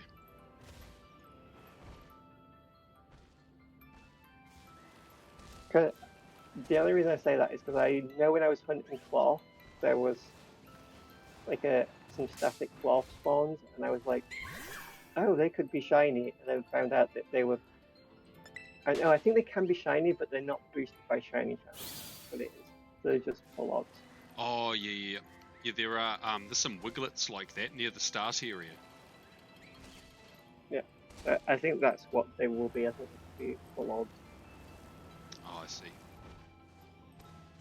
Oh, well, rip. It's a hunt I'll do one day. I haven't found a wild shiny terrace, so... one day.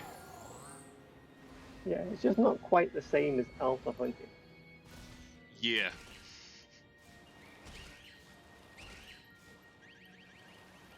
There is something very rewarding about seeing something that's, like, ridiculously huge, but shiny.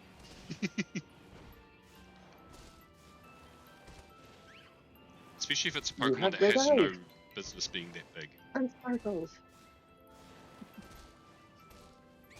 Sparkle.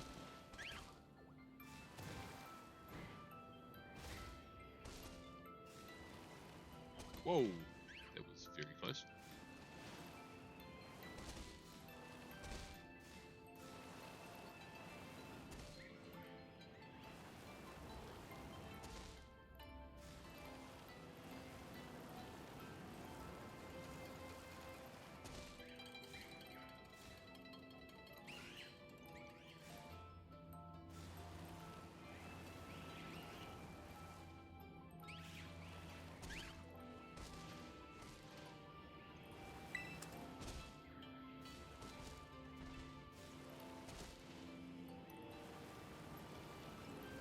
Hoping at least one of the sandwiches I do today is one of those just ridiculous ones that you just don't stop finding shinies off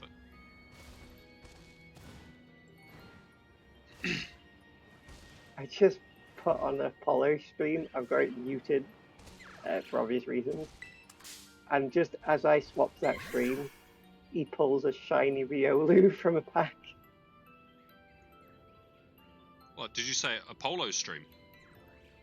Yeah, he's just started streaming. Oh, has he? I'll pull him up. I'll mute him, but I'll pull him up.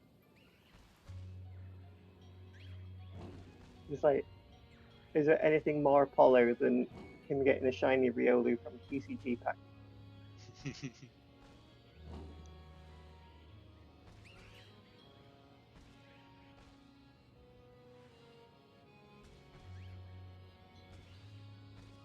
Right.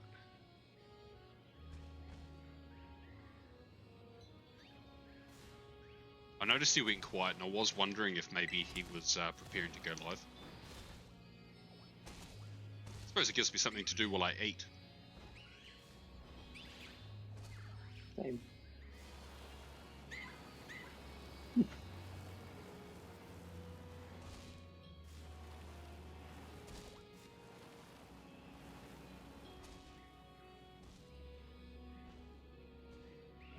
He should jump in the voice chat. It'll be the most chaotic thing ever. Because I think he was talking that he might do, so... Yeah, because I'm doing my own stuff. Well, He'll be doing his own stuff, and you're here. Yeah, and I'm just doing Manaphy's just in the background. Get some random jump in either one of our streams, and like I have no idea what's going on right now. This guy's hunting Mimikyus, but someone's talking about Manaphy's and Pokemon cards. What the hell?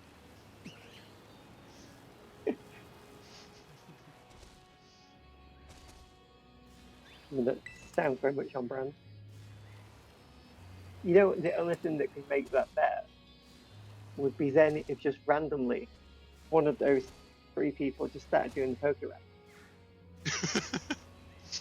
That would be even better if the random person was watching a polo stream. This would be way more out of context. It's bad as cat, did I that? This guy has wild friends.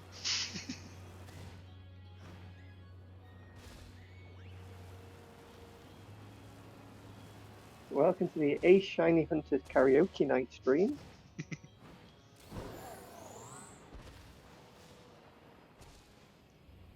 But actually, if you make me do the Poke Rap either today or tomorrow would be better. only because of what I plan to stream tomorrow. I think it would be slightly fitting. I'm still only at 16.5k, so I don't think there's any chance of it being today or tomorrow. Oh. You don't earn points that fast. I'm just hoping that I have enough by GoFest. Oh, you'll have enough by GoFest. I'm just more worried that you'll have enough, like, by Sunday, like Bounce Sweet Community Day or something like that. Nah, I definitely won't have enough by then. You're safe. Oh, I think my food's arrived. I can smell something. Right, I'll finish this off.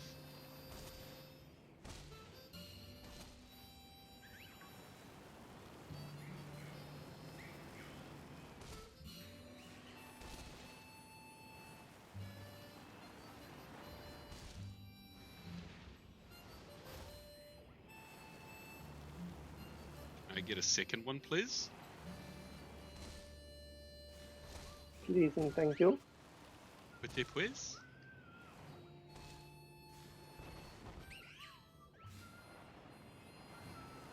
I wonder if there's a way to... Oh, there are ways of earning channel points. I was going to say, you could just run rigged polls in my chat.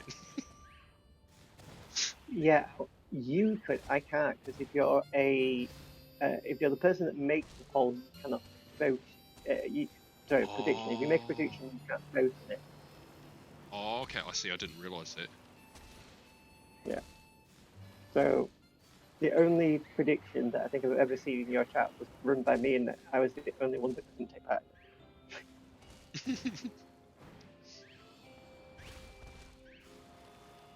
Which I think was Goto?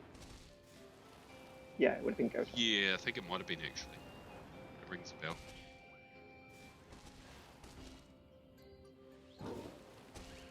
Why are they not shiny?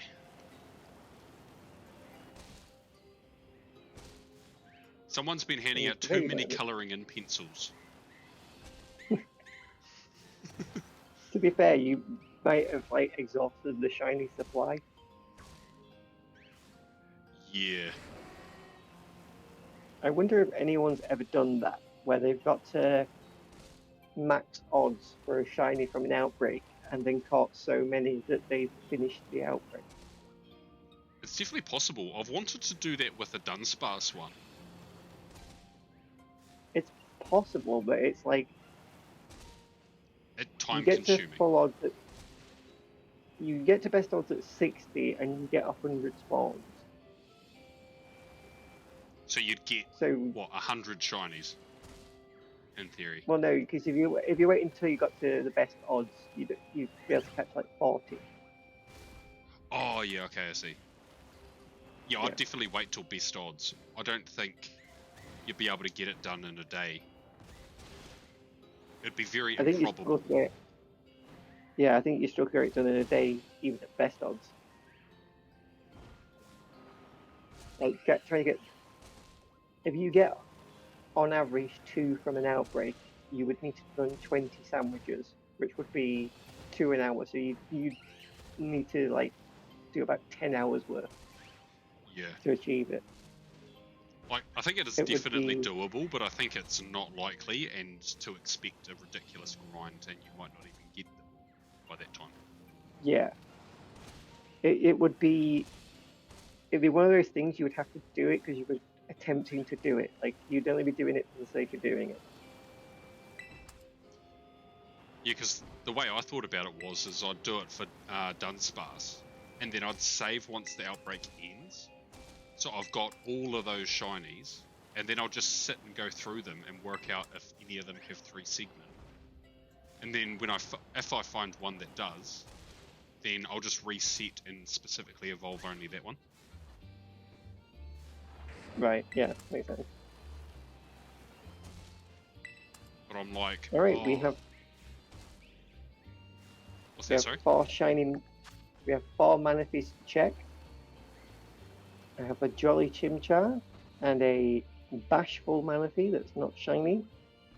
a sassy Manaphy that's not shiny, a careful Manaphy that's not shiny, and the fourth one is bold bold but not bold enough to shine.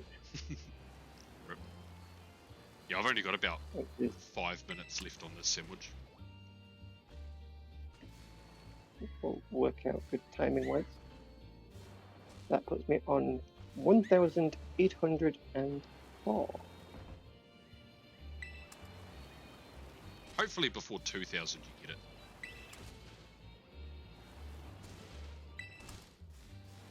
I mean, it'd be nice. It'd be really nice if we got it before 1,808. I mean, yes.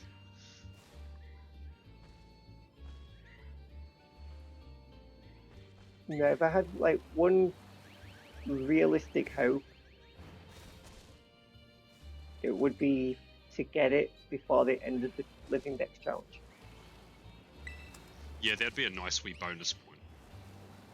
Yeah. That would be awesome to be able to get a Manaphy that counts towards it. I was surprised that I got a Shaman. I thought someone else would have got it before me. No, because you Hey, yo. You actually go out and play Pokemon Go more days of the week. You actually make progress in life. Okay, what I actually do is I go to and from work, and occasionally I'll just check the spawns around while I'm working. Yeah, which is exactly what I would do, except I work from home, so.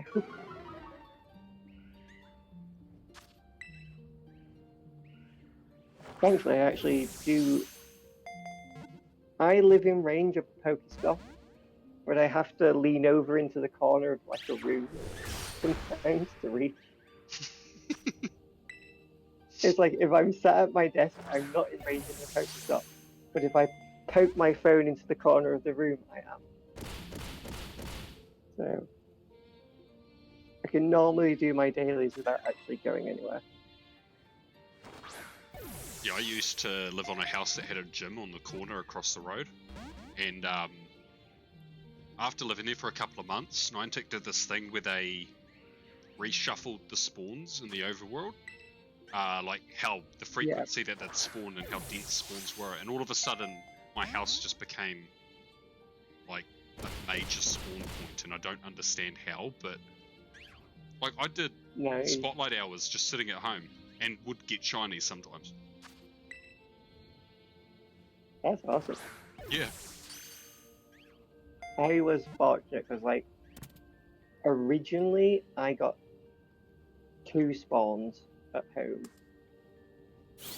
Then it changed to 3, then it went back down to 2, and now I actually get 4. So I'm just happy to get my 4. If I put on Palkia's ability, I can normally get like 20 spawns from home. Like lows to which are just outside of range. It is Mimikyu number 5. Without. Crap, there was a Mimikyu. I was too busy looking at the Manaphy, I never even saw it. Yeah, I just went off the top of that ledge and I was like, ooh, hello. It's alright, I'll see it in a second in the flip. I'm just going to mute whilst I'm doing the flip.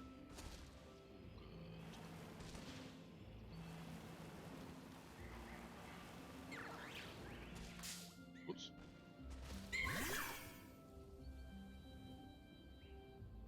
Sheesh, it's 2:30. No, I don't want to catch you. Yeah, so pretty soon. Oh, apparently I was too slow. I didn't manage to get the encounter. Oh. Yeah, I won't bother clicking. What's the time? 2:30. If I screenshot the time on my phone.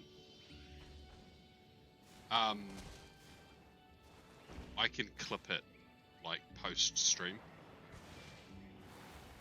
Because I could just go back in through to roughly how long I've been live and yeah, I could as well, right? Like I can just rewatch the pod and clip on the pod. Yeah, that's true. So if I remember, I'll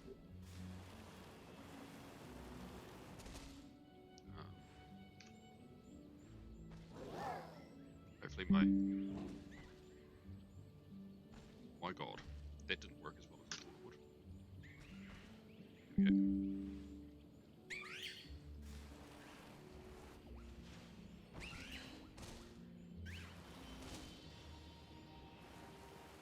So I've been live for 4 hours and 12 minutes, so I'd say take it back a few minutes. From then you'd find it. Yeah.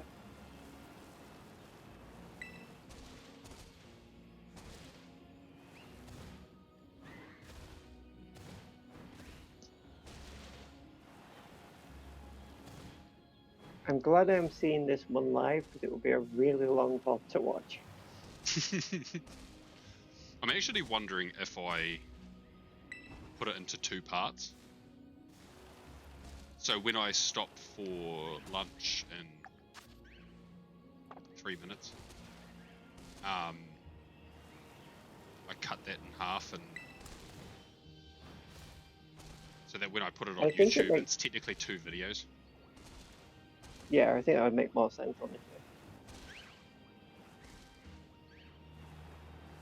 And it will be something that's worth watching because the amount of shinies that you've got. Yeah, and I know I'll definitely get shinies in the second half, so. Yeah. Yeah, I kind of find it insane that you title, watch. Like, what's that? You need to give it a title like, I caught 10 shinies for my birthday. Yeah, I think by the end of today it'll be more than 10. No, but I mean, like, for this, like, first section. Yeah. You know, got to give it that, like, clickbait kind of title. That's, you know, true, but, like, engagement bait.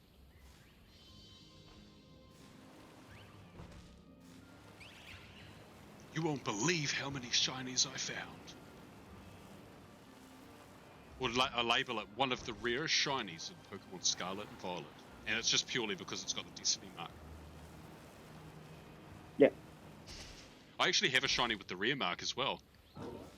I think, I might actually have 2. I know that one of them's a Cyclizar. I was hunting Cyclizar, but I wasn't hunting the mark. Mark was just a bonus. But yeah, I sort of find it insane that for most of the time you'll watch my streams and then you'll also watch like YouTube video, and I'm like, that's wild. I don't even hear my voice that many hours of the day, like. It's just good background and, you know, just trying to support friends, so. You know, I do appreciate it. I'm just also like, man, that's a lot of hours.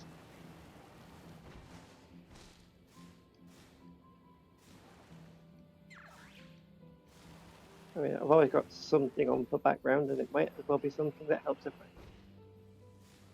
Yeah, it's true. Also, might message Apollo while I'm eating and see if he wants to jump in the voice chat. Just make some real chaotic mess of 2 streams. Yeah, he might. I mean, do ask, but he might not want to because he's currently doing Fortnite with Voltage. I think they're doing voice chat for that. So that could be even more fun if we have Fortnite and Pokemon and just a random person in the background doing something which no one can actually see. Yeah. I might have to make like a Nightbot command linking his chat or something, so if people are chatting, then at least it'll pop up and say, hey, do you want to see the other side of this chaos? Yeah, I mean, you could set up like do a team stream thing as well. I have no idea how that works. But either. That could be. I've never seen a team stream where people are just doing completely disparate things. Like they're normally doing something together. Well, maybe that's the recipe for success. It's because no one else does it. It's a real niche. That's the sign of what's successful, is a thing that no one else is doing. Yeah. Are you like me and have ADHD and your life is just chaotic? Well, here, let's add some more chaos to it. The entire population of the internet descends on one tree. Oh, that'd be nuts. Right, I'm gonna go eat my lunch and I'll lurk in Apollo's stream, but I'll be back in 20 minutes or so, I'd say. Fair enough. I will jump out and sort out food for myself, and I'll rejoin you when you come back on. Sweet. Right, back soon. Ooh.